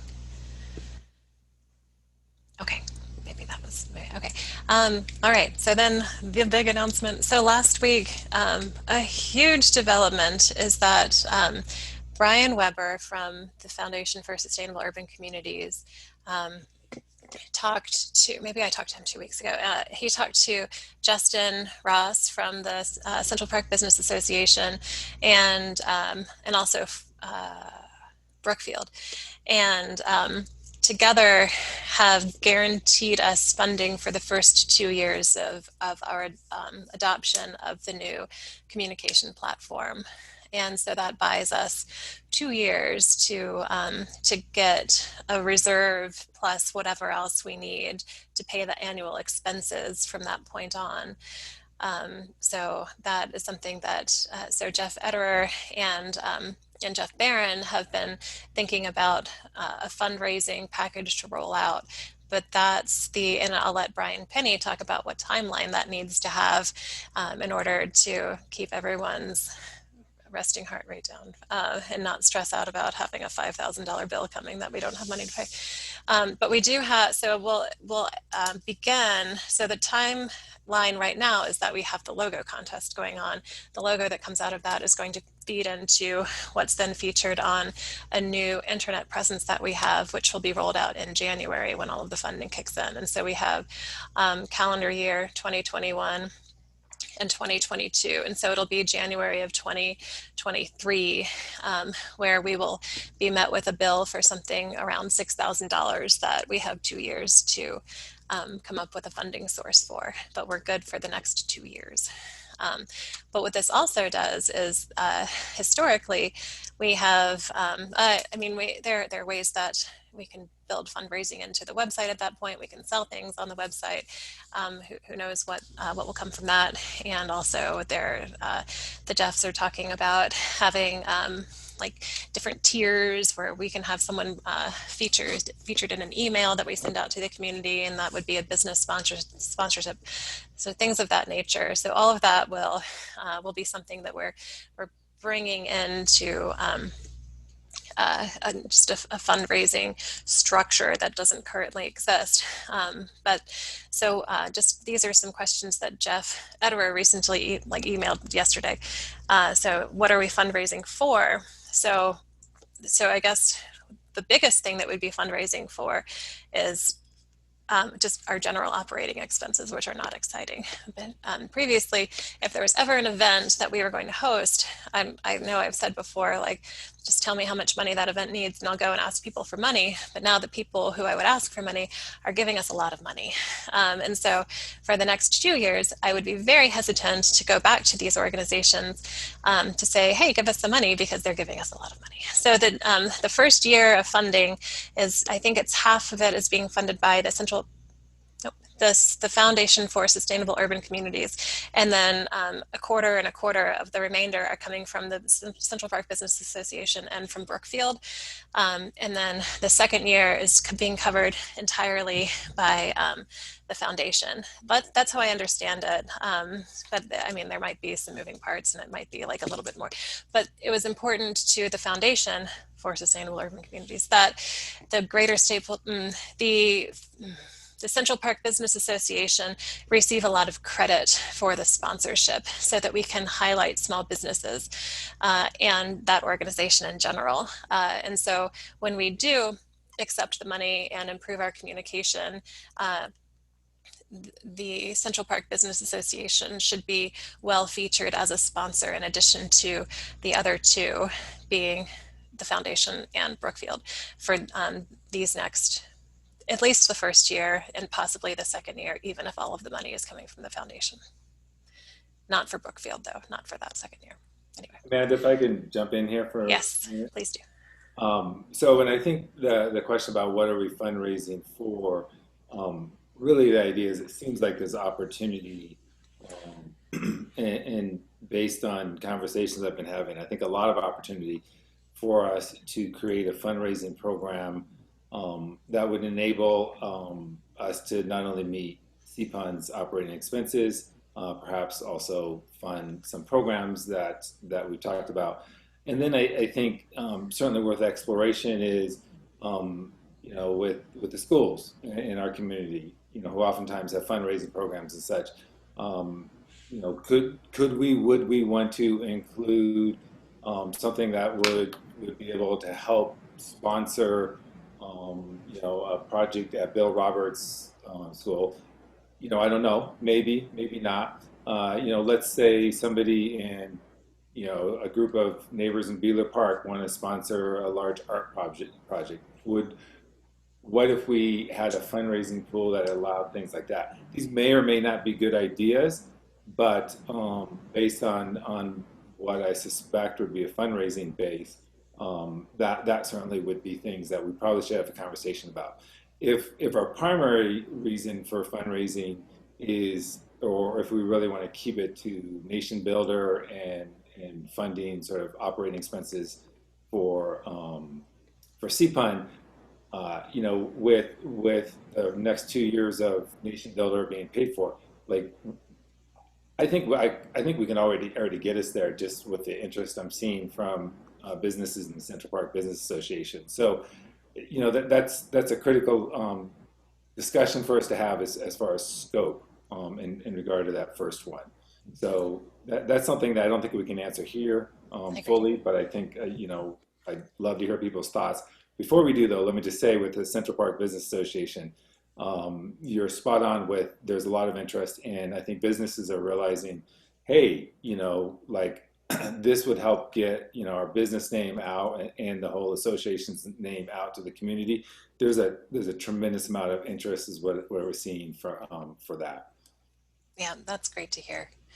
That's really good to hear. And I don't want to be small in the vision for what to do with that money. I just want to be realistic and just saying that going from having no operating expenses, no substantial operating expenses, to having thousands of dollars of operating expenses, I want to make sure that is covered. And then in addition to that, I would love to see ideas branching out from that to embrace things that we see the interest for in the community. And I know that would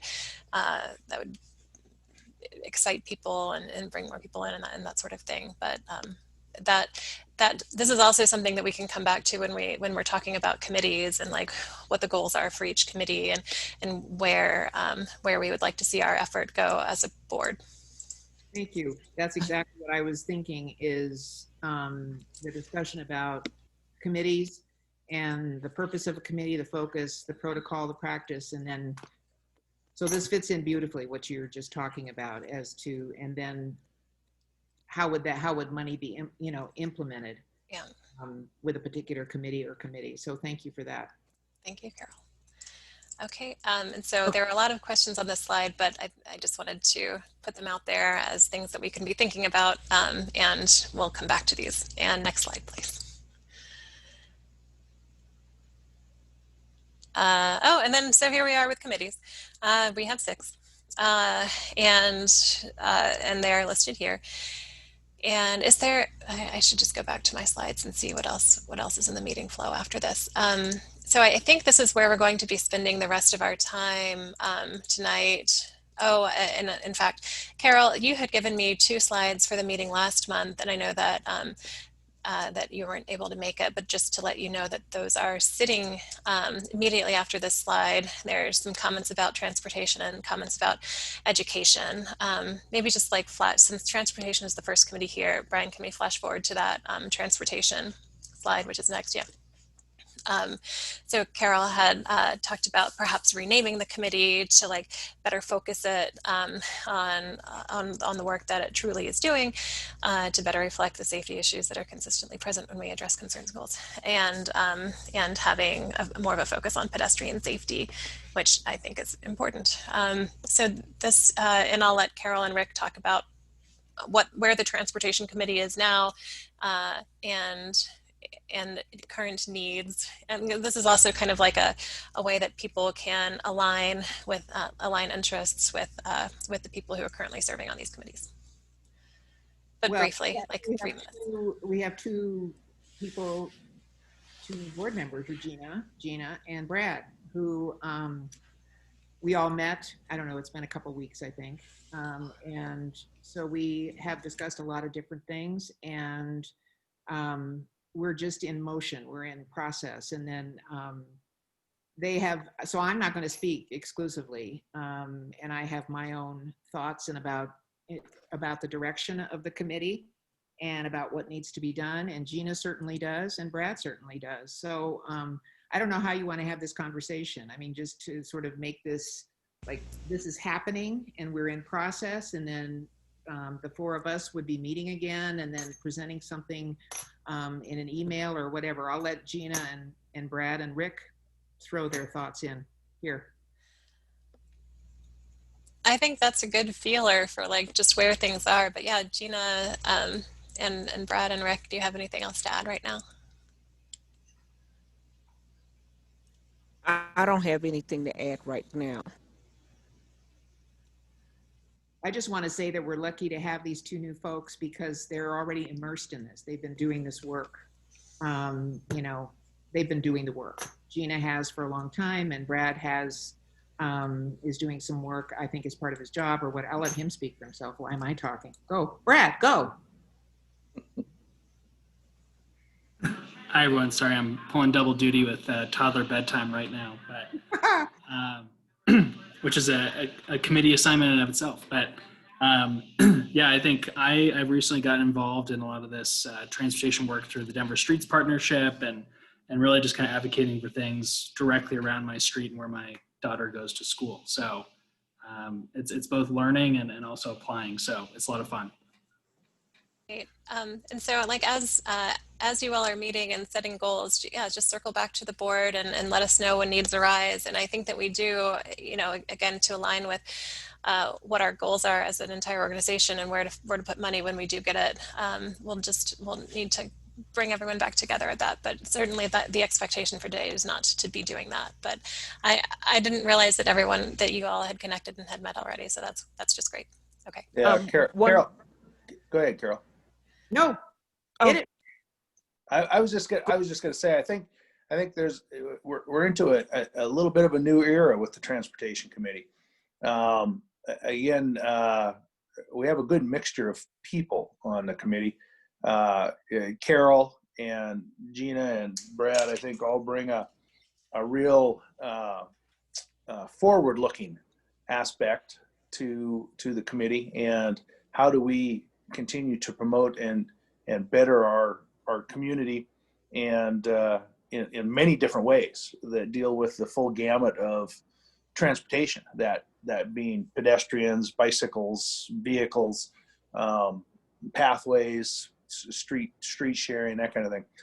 In my particular instance, and my past with the committee, I'm a technical person, and I bring my technical background to the table and weigh in on that. And so in my particular instance, I'm typically answering questions or reactive or trying to better circumstances where we see a problem. And so I think we have a great mixture of people on the committee. We're always happy to have more people on the committee if they so choose to be involved and bring their insights to the group. I think this is an extremely important committee for the community because, as we heard even earlier about the parks aspects, we all utilize and benefit from the wonderful features that were contemplated in the Green Book and have been implemented throughout our community. And a big part of that is how we get around within our community and to and from other parts of the city. So I'm excited about what we're doing. And again, I think because of the flavor and mixture of the backgrounds on our committee, I think we're going to see a lot of new thoughts and things being promoted up to the board level for consideration, and how we might pursue those improvements. That's fantastic. I totally forgot. On December 2nd, I'm going to be on a panel speaking with RTD about getting access to RTD to come back through this area to get up to University Hospital. So it's supposed to be December 2nd from 5:30 to 7:30. So I will make sure everybody get that Zoom information. Thank you. Will that be something that's open to the public? It is.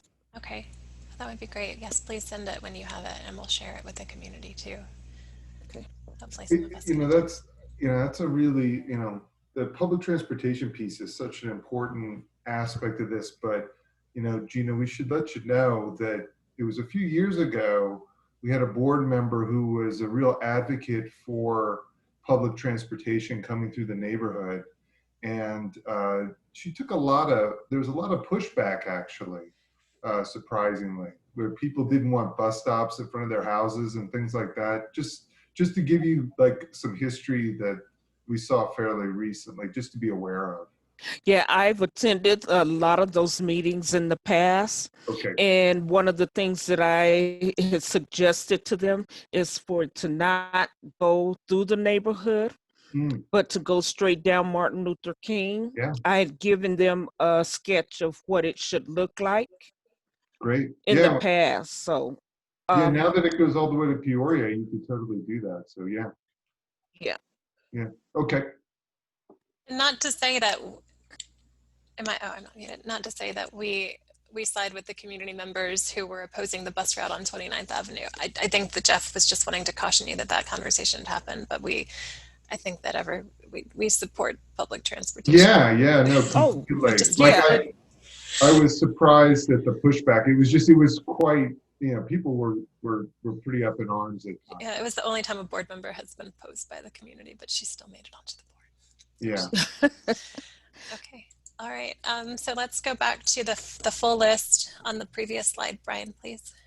Okay, and then communication and outreach is a monster, and it's like everything that we do, but it's also what's listed here is Block Captain Network and Block Party Day, none of which is happening right now. And hopefully, is everyone here signed up to get emails from CPUN? Like, not the board distribution list, but do you receive when CPUN sends an email to the community, which is now only happening once a month or twice on the same day, when I don't read carefully and send out an October meeting announcement in November?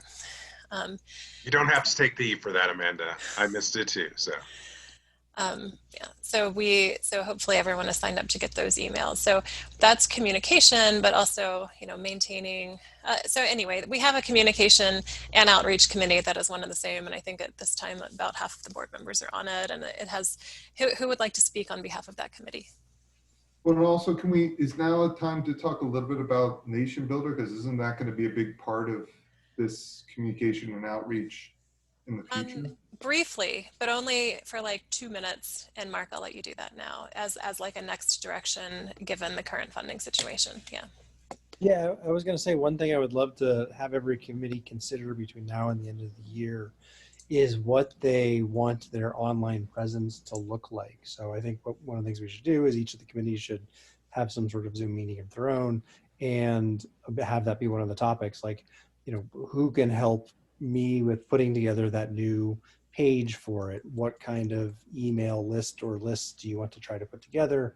And honestly, we should probably start thinking about our next survey and integrating some of what we're doing into that to see if there's any questions like, do you want to sign up for this committee or anything like that?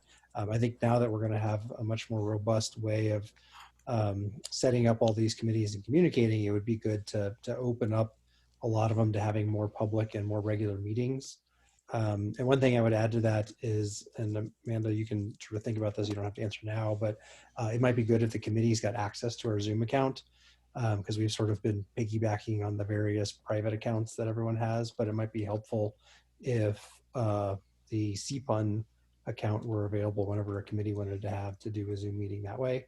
I'm not sure what the login stuff is, but in terms of the Nation Builder part, I think what would be really helpful is I'm happy to facilitate like trainings for each committee and whatnot. But the main thing is just sort of thinking basically, what do you want your piece of our new webpage to look like so that I can work with somebody on making that happen. And Mark, I just echo that it has to be the committees that maintain this. We can't set this new platform up to be totally focused by the board or one person. It's got everybody. We've done training on the Google sites, and people haven't updated it, and it can't be just one person. So I know that everybody knows that, but we will set it up that way initially and just make it clear that it's a committee responsibility. And the Kimberly Schmidt is in the chat box saying that she would like to be involved with the Communications and Outreach Committee. What's the best way for her to get in contact with that committee? Amanda, I think the committee is a monster, but it's a monster without a chair. And so we do need to establish one person. Just because I'm bringing it up doesn't necessarily mean I'm the person. But, we're all kind of just doing stuff right now.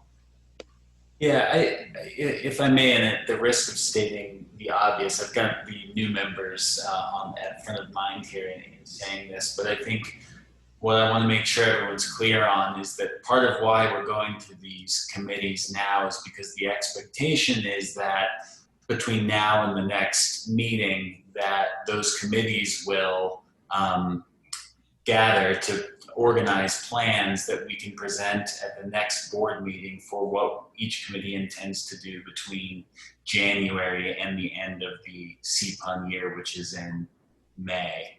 So we're doing this so that people can educate themselves a bit about what each of these committees do. New members, we encourage you to sign up for the committees that you're interested in based on this overview here. And then the expectation again is that we meet and come back in a month with concrete plans. Outreach committee, naming a chair is probably one of the plans that we should establish. It's the hot potato that no one wants. Well, given my role as secretary and my future role of helping transition to this new website, I'm happy to step up at least for the interim to do that, just to make sure we have a meeting that happens and whatnot. And if other people want to take over at any point, that's fine. But I'm happy to step up and fill that role right now. Thanks, Mark. Awesome, Mark. Thank you, Mark. Okay, and will you be in contact with Kimberly Schmidt? Okay, it would obviously be very helpful if I don't know what the new folks have decided to do. And I actually don't know the membership on each committee from the established members either. So it would be nice to have that list. Right. And so can I just get a show of hands of who's actively on the outreach committee? So Mark, Jeff E, Jeff H, Brian, and Sandra. Okay, great. Jeff Aaron, aren't you by association working with me in the fundraising? Well, I was confused. I thought fundraising was going to be its own separate piece, to be honest. It's fine if it's going to be rolled into the communications committee. I'm happy to be involved as well. However best to structure it. Well, for what it's worth, I'm fine with breaking it out. I'm just not sure what everybody thinks. I would suggest we roll it in as a subcommittee just because we need to be able to be careful how much fundraising communication we do and how we do it. So I think it would be helpful for it to be part of it. And Sure. Yes, Kimberly, I'll make sure you're part of it. Or I'll invite you. That makes sense. Yep. So me as well. Great. Okay, and especially because it's very much tinged with how we communicate with the community, and you might have just said that and I wasn't paying attention. Thank you. Okay, very quickly touching on safety, which is the next committee, and I'm just going to say it's a completely unmanned committee. I don't think that we have anybody.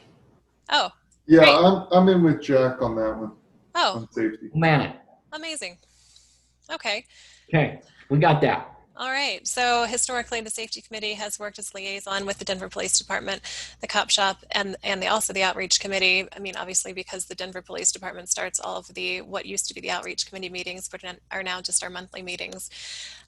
So we encourage community participation, neighborhood watch, but we've also, I guess, I'll let you think about what the goals are going to be, and you can come back to it, Jack and Jeff, over the next month. And thank you. And also, who's still on the call? Kevin Hines he's in the background and listening, even though we can't see him. So don't say anything you don't want him to hear, because he'll text you. Says that he's listening. So he's on the call, and all of the CROs that we've ever interacted with have been really great to work with. And so I feel like I have an open line of communication with all of them, but just the effort of really being thoughtful around how we're communicating safety to the community. Seems like it needs, it used to have a point contact that we had lost a while ago. So thank you for taking that. Yeah, I've had 3 meetings with Officer Jenkins today alone, so we'll get some communication out there. Oh, great. Thank you. And all right. I think, Jack, on that one, just I think there was a bone of contention between DPD and CPUN at one time, and I think that seems to be, history. But I think that the other thing is we can also, with the Nation Builder tool, offer to help them facilitate communication that has been kind of onerous and tedious for them too. So yeah, and that was, I think that was rooted in a private finding citizen. bad guys and solving problems. So if we can take on the communications aspect, that's definitely something we can. That's a service that I'm sure they would appreciate. I don't know if the lieutenant can hear us, but he'll probably agree with me on that one. And then around Neighborhood Watch, I also want to be sure that there's an eye for how that program is. It's a national program. It's not something that we own as CPUN. It's not something that Denver Police owns. But just ensuring that when language from Neighborhood Watch goes out to the community, the focus is always on suspicious behavior. And I know that Denver Police makes an effort to do that, but just really taking the emphasis off of people. So we don't ask for people to report suspicious people. We ask for people to report suspicious behavior, and behavior is suspicious when you know your neighbors and you know what typical behavior is around your community. I hear a baby. Oh. Hello. Hi. Sorry, I didn't catch all of that because I've got a colicky baby here, but I was trying to respond in there and I couldn't get the thing to unlock my mute, so.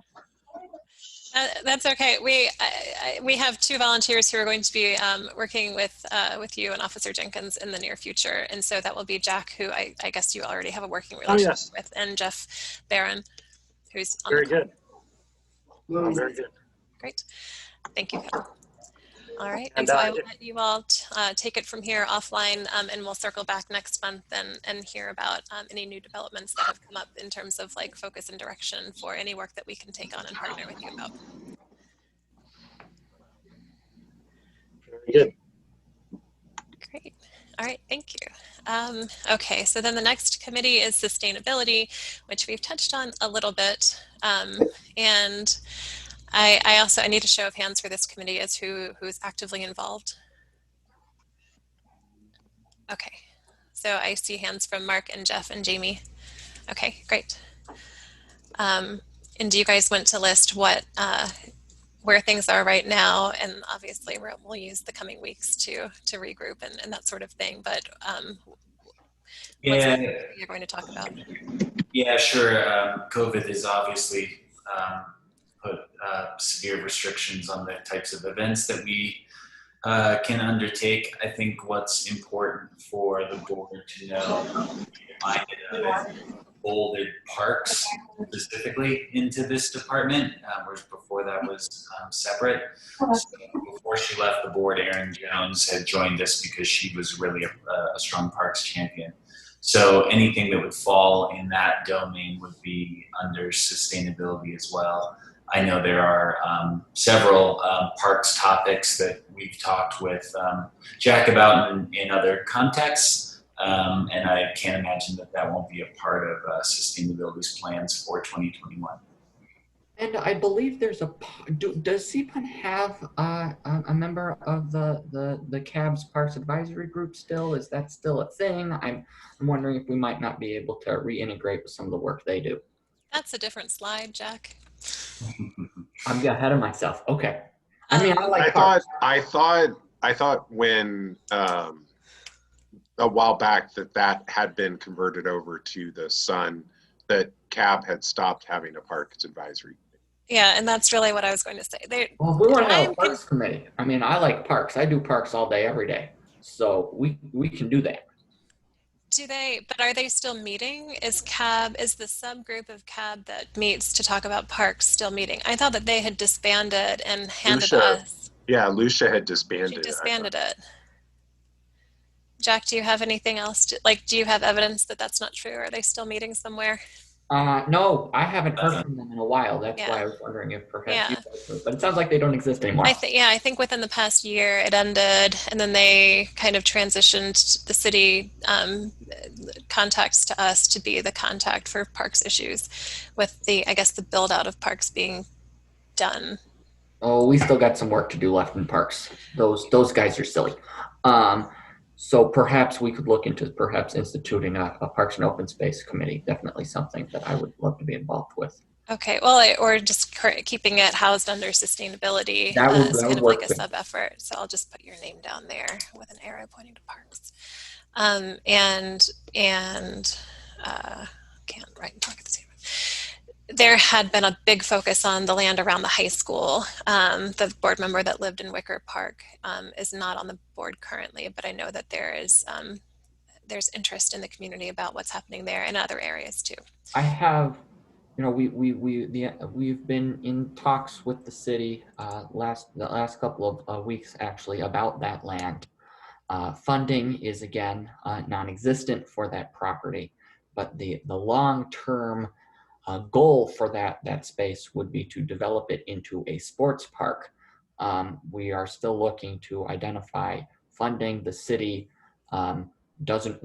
is hesitant to take on the long-term management responsibility of such a sports park because that is very expensive. So I know that there is talk about developing that land. I know the MCA, the MCA has, we've accepted and began maintaining the two portions of land adjacent to that high school land there. So the portions that run along Prairie Meadows Drive and along Dallas Street, we accepted them last month. We just finished building sidewalks through them. So we will be turning them into something here one of these days. And then I know our next project will be to move on to that land. So we're working on it, but it's still probably a couple of years out before we have it to where we're ready to start bulldozing and build. Certainly keep us in the loop with updates on that. But I think that parks in general sounds like it has a good home with sustainability, and I've got you down with that committee. Thank you, Jack. So just very quickly, because I know I'm pushing up against, I took a very light meeting and I made it run over anyway. Let's see what we can get through. Education, can I get a show of hands of who is involved with the education committee? Carol and Jamie. I see Carol and Jamie. Don't forget Jay, who's not. And I know that Erin had been, and she resigned for the board. And so have you all had an official conversation as a committee, Carol and Jamie? You have? Yes, we have. Wonderful. And in fact, we're having a conversation, right, Jamie? Yeah. I have a very hard time separating sustainability and education and diversity and inclusion, to tell you the truth. So I'm kind of, we've been talking about a project that sort of integrates all of them. It's all intertwined. Jamie, think of it as humanities. Yeah. Arts and sciences. Right. Yes. Great. Thank you, Kevin. I'm just acknowledging you said that you're jumping off. Thank you. Okay, and so we'll look for an update from you all after you've had a little bit more time to talk to each other. But we continue to be a liaison. I don't know what voice we're going to have with the new superintendent selection that's happening. There are ongoing issues with capacity in this community, and I don't know. If meeting times could also be circulated to the whole board, that would be great to know about, because I do have also an interest in education, well, a lot of the committees, but if we could sort of be in a habit of just publicizing when it is that we're meeting. Like, you don't have to coordinate with the entire board when you're going to meet, but once that meeting is set, then just circulate when it's going to be, so that others can jump on when there's interest to do that.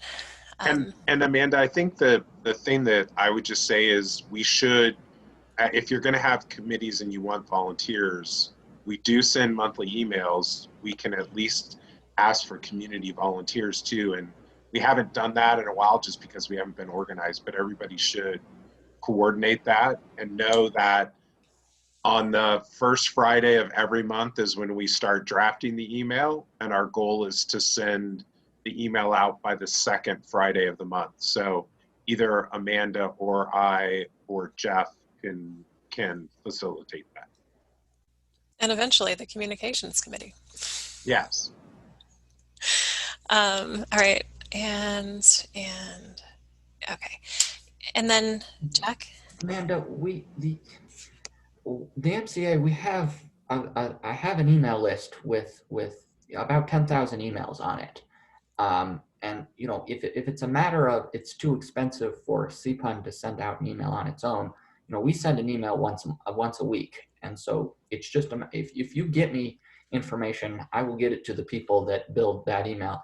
Our communications manager had her own baby a few weeks ago, so we are sharing that responsibility among the office. But we can get that information out through our emails. It's just Yeah, you guys have been really good about that in the like when we have specific things to advertise, like especially over the summer when we were doing weekly updates about the renaming and the voting.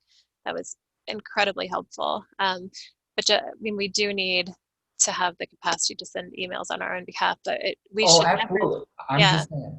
we should never lose sight of the opportunity to email through the MCA if we have a more urgent need to go out on on a weekly basis, because that opportunity is there. And what's the cutoff? Is it Tuesday? It's Tuesday close of business for a Wednesday email, right, Jack? Technically, but you know, it goes out at 4 o'clock on Wednesday, and depending on, you know, how mean I'm feeling that day, we can get more things into it if need be. Fair enough. All right. So that's on everyone's radar then for communication to the whole community. Okay, and so I want to be sure that we've covered everything. And so the last community listed here is diversity and inclusivity. The description from our website is this is a committee that identifies inclusion and diversity strengths and opportunities within the work of CPUN and examines our organization to enhance its effectiveness and ability to meet the needs of its diverse community membership. And so can I get a show of hands of people who are involved with diversity and inclusivity? Mandel and Jamie. And so let me just say that there was some interest expressed from, I think, Brad.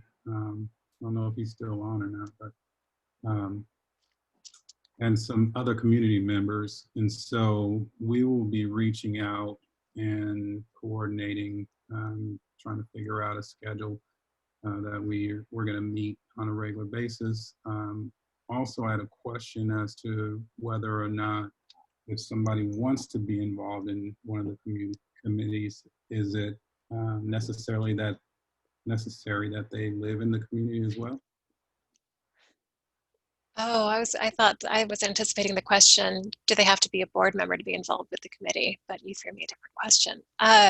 Yeah, because I know you have to live in the community to be a board member, but I don't know if we can have people that are outside of the community participate, which I think would be, you know, if it's possible, I think it would be a good idea too. Yeah, I know that. So our meetings are open to the public and not limited to members of this community. I'm trying to think of the other committees and how that would play in. I I don't know think there's any restriction on it. It's just the board is part of the bylaws, and you got to be a member to be a board member. Yeah.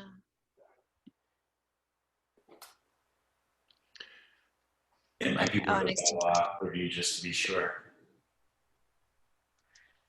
Yeah, I feel like I've read them enough that I can't recall anything that would prevent it from being the case. I'm thinking of having been contacted by people in Lowry who have interests in boundaries and education, and like how the goals and aims of a committee could change as it's comprised of people who aren't necessarily residents. So yeah, I mean, I think that just given that voting membership is reserved for people who live in the community, but participation would be open to everybody, I think is the way that would go. But you don't have to be a Sun board member or a CPUN board member to chair a committee, which is what I thought you were going to say either. So anyway, so yes, they can participate, but I guess not as a voting member of the committee. Hey, Amanda, there's nothing, I just pulled up the bylaws, there's nothing. The board of directors shall appoint the committee and chairpersons. Chairpersons shall coordinate events and functions pertaining to the nature of the committees. But there's nothing about membership, so. Okay. Yep. All right, so I think we're safe with being inclusive on the inclusivity committee. We all knew it was coming. Okay, thank you. So I think oh, and we do have one more slide that Carol had sent me for last month's meeting, and this is education committees. So this is, I guess, something that will be talked about on the among the members of the education committee, student representation on our board. Again, we have open meetings, and so a student would always be welcome to come and not vote. We've been in contact with I've been in contact with the Student Government Association at Northfield before, and I don't know how open they are to sending someone who's interested, but we can open up that line of communication to get a student government representative, if that's perhaps Which school was that? Northfield High School. Thank you. Mm-hmm. And I can send you her if you'll email me and remind me that I told you that I would send it to you. I can introduce you all. And then I was also the president of that organization back in the day, so I don't know. I might still know some people over there if you're wanting that. Okay, she's new faculty, so I don't think that she was Oh, there. I probably don't know. Yep. Okay, and then what the community can do for our schools should be an ongoing conversation topic, but we wouldn't be able to cover it tonight. But I'm glad that there are able and enthusiastic people on the education committee to tackle this. And then I think that's it. Are there any other slides? No, Amanda, I think one of the things, there is one more slide, but I think the other thing is, from a financial perspective, we typically, because we haven't had any expenses other than just maintaining the email list. So once we get to the point of the new year, you will see regular financials, and we will also want to talk about, as we get into the new fiscal CPUN year in May, of putting together a budget. Yeah, I agree. And then so the committee wish list / goal items will need to be available, and then we'll decide as a board where the effort should go, and that'll be something that we're doing in the new year. And this is a big slide that I didn't cover. So the CAB committees are at the top here, but I believe that none of these subcommittees are currently meeting. I was representing us on ZAP, and I don't think that they're meeting anymore. And so I think that the only meetings are at 7:30 in the morning on Thursdays. And we used to have Damon going, and he stepped down from the board. So I don't think that we have anybody who's currently attending the CAB meetings on Thursday mornings, which are an important meeting full of information. But it's hard. I don't know. Maybe with it being on Zoom, it's possible. But I haven't typically gone to these meetings. That is a need. Should anyone feel awake at 7:30 in the morning to attend these CAB meetings. Other organizations that we have been focusing on an involvement with INC being the exception, because I didn't know about Carol having attended these meetings. I'm so grateful that she did. But these first three, we've really been strengthening our relationship with the foundation and the Central Park Business Association and the MCA. And I had no idea that we were also becoming involved with INC, which is incredible. And so I think that these 4 bullet points at the bottom are areas where we're going to be strengthening partnerships and growing in the future as CAB phases out, because it's not something that's supposed to stay around. We haven't officially been notified yet, but Tammy Holloway, who had been maybe one of the only remaining employees at SDC, is going to be, what's that? She is the only remaining employee at SDC, and that won't be an organization for much longer. Right, but she's now going to take Phil Landry's seat at the foundation. So she's leaving the SDC and will be stepping into the Foundation for Sustainable Urban Communities. So I don't know how much longer CAB is going to keep going. So in terms of needs for a long-term commitment, it's probably not going to be a long-term commitment. But The MCA is looking at taking over the work that SDC did on campus. So that's something that Diane is going to keep going. I did not know that. Well, don't tell anyone. That's not public knowledge yet. Shh. Okay, this is a public meeting and it's being recorded. Yeah, you just said it on this in a public meeting. No, it's not a big deal at all. It just hasn't. We haven't. And it's being recorded. It's not a secret. It just hasn't been announced yet. Okay. Yes. Was that Regina? It was. I can attend those meetings, those CAB meetings at 7:30. I'm up at 4. Oh my gracious. Okay. I don't even know who to email to get the Zoom invitation. But I'll look into that and I'll send it. I'll connect you with whoever that is, so that you can do that. Thank you very much, and hopefully it won't be a long-term commitment. Okay. I didn't realize I had the slide. I'm sorry, guys. I think that was it. What's after this? Yeah, and then so we had some discussion about over email. I know that we didn't have a consensus around meeting in December. Hopefully it'll be a short meeting. I'll keep the icebreaker to a minimum, but I'm going to. Hey, Amanda, yeah. Are we going to say that it's just a board meeting and not a community meeting and forego that, or should we just say it's a normal meeting? I'm just asking. Jeff Horsfall, in unofficially talking to Sincere, had said that perhaps she could circle back with updates at the December meeting. Jeff, was that only if she couldn't make it tonight, or did her words tonight kind of preclude whatever she would be doing in December? Yeah, it's a good question. It was more, the thought was more that if there were residents that wanted to express their concerns or ask their questions in a public setting directly with her, that perhaps we could do that in the way that we have in the past with things like requests for a stop sign or a speed bump at a particular intersection and a traffic representative being there.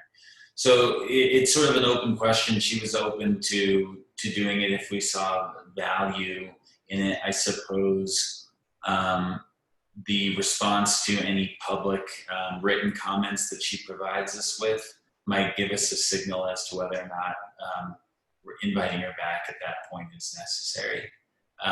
But I think it's open is the bottom line. I mean, I would lean towards not declaring December as a board meeting, don't come, and just leaving it as a typical monthly meeting with the focus being the board is talking about its role and future directions, just so that anyone who is inclined to come and participate in the meeting is also part of that discussion.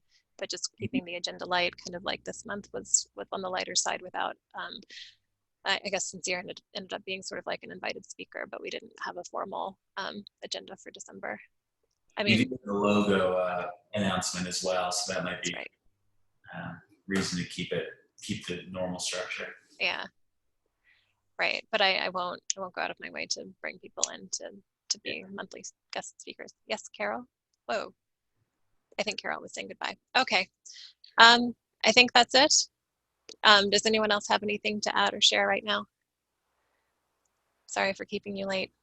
Thank you. So for people that want to join committees, how do we want to start? Do we want to start a Google Doc and people can just add their names to the list? Is that? Yeah, I was writing down I think that would be helpful. I mean, okay. Yeah, I think it'll be helpful to have. I mean, we do have on our website the list of people. I think it needs to be updated though. Who are on each committee. Perhaps we can link to that Google document from our website, and that'll be more of like a live place where we're keeping a list of who's involved with committees and how to contact the committees via the chair, that sort of thing. So yes, Jeff, are you volunteering to start that Google document, and then we can link to it from our website? Will you send me whatever notes you wrote down, because I didn't write it. Okay, yeah, I can do that. Okay. I'll type it up, then I'll let you save it as Google Doc. Okay, thanks guys. I'm sorry for running 15 minutes over. Is there anything else? Go team. Happy Thanksgiving. See you in a month. Stay 6 feet from everyone else and wear a mask. Bye. Thank you. Bye. Good meeting. Thanks, Amanda.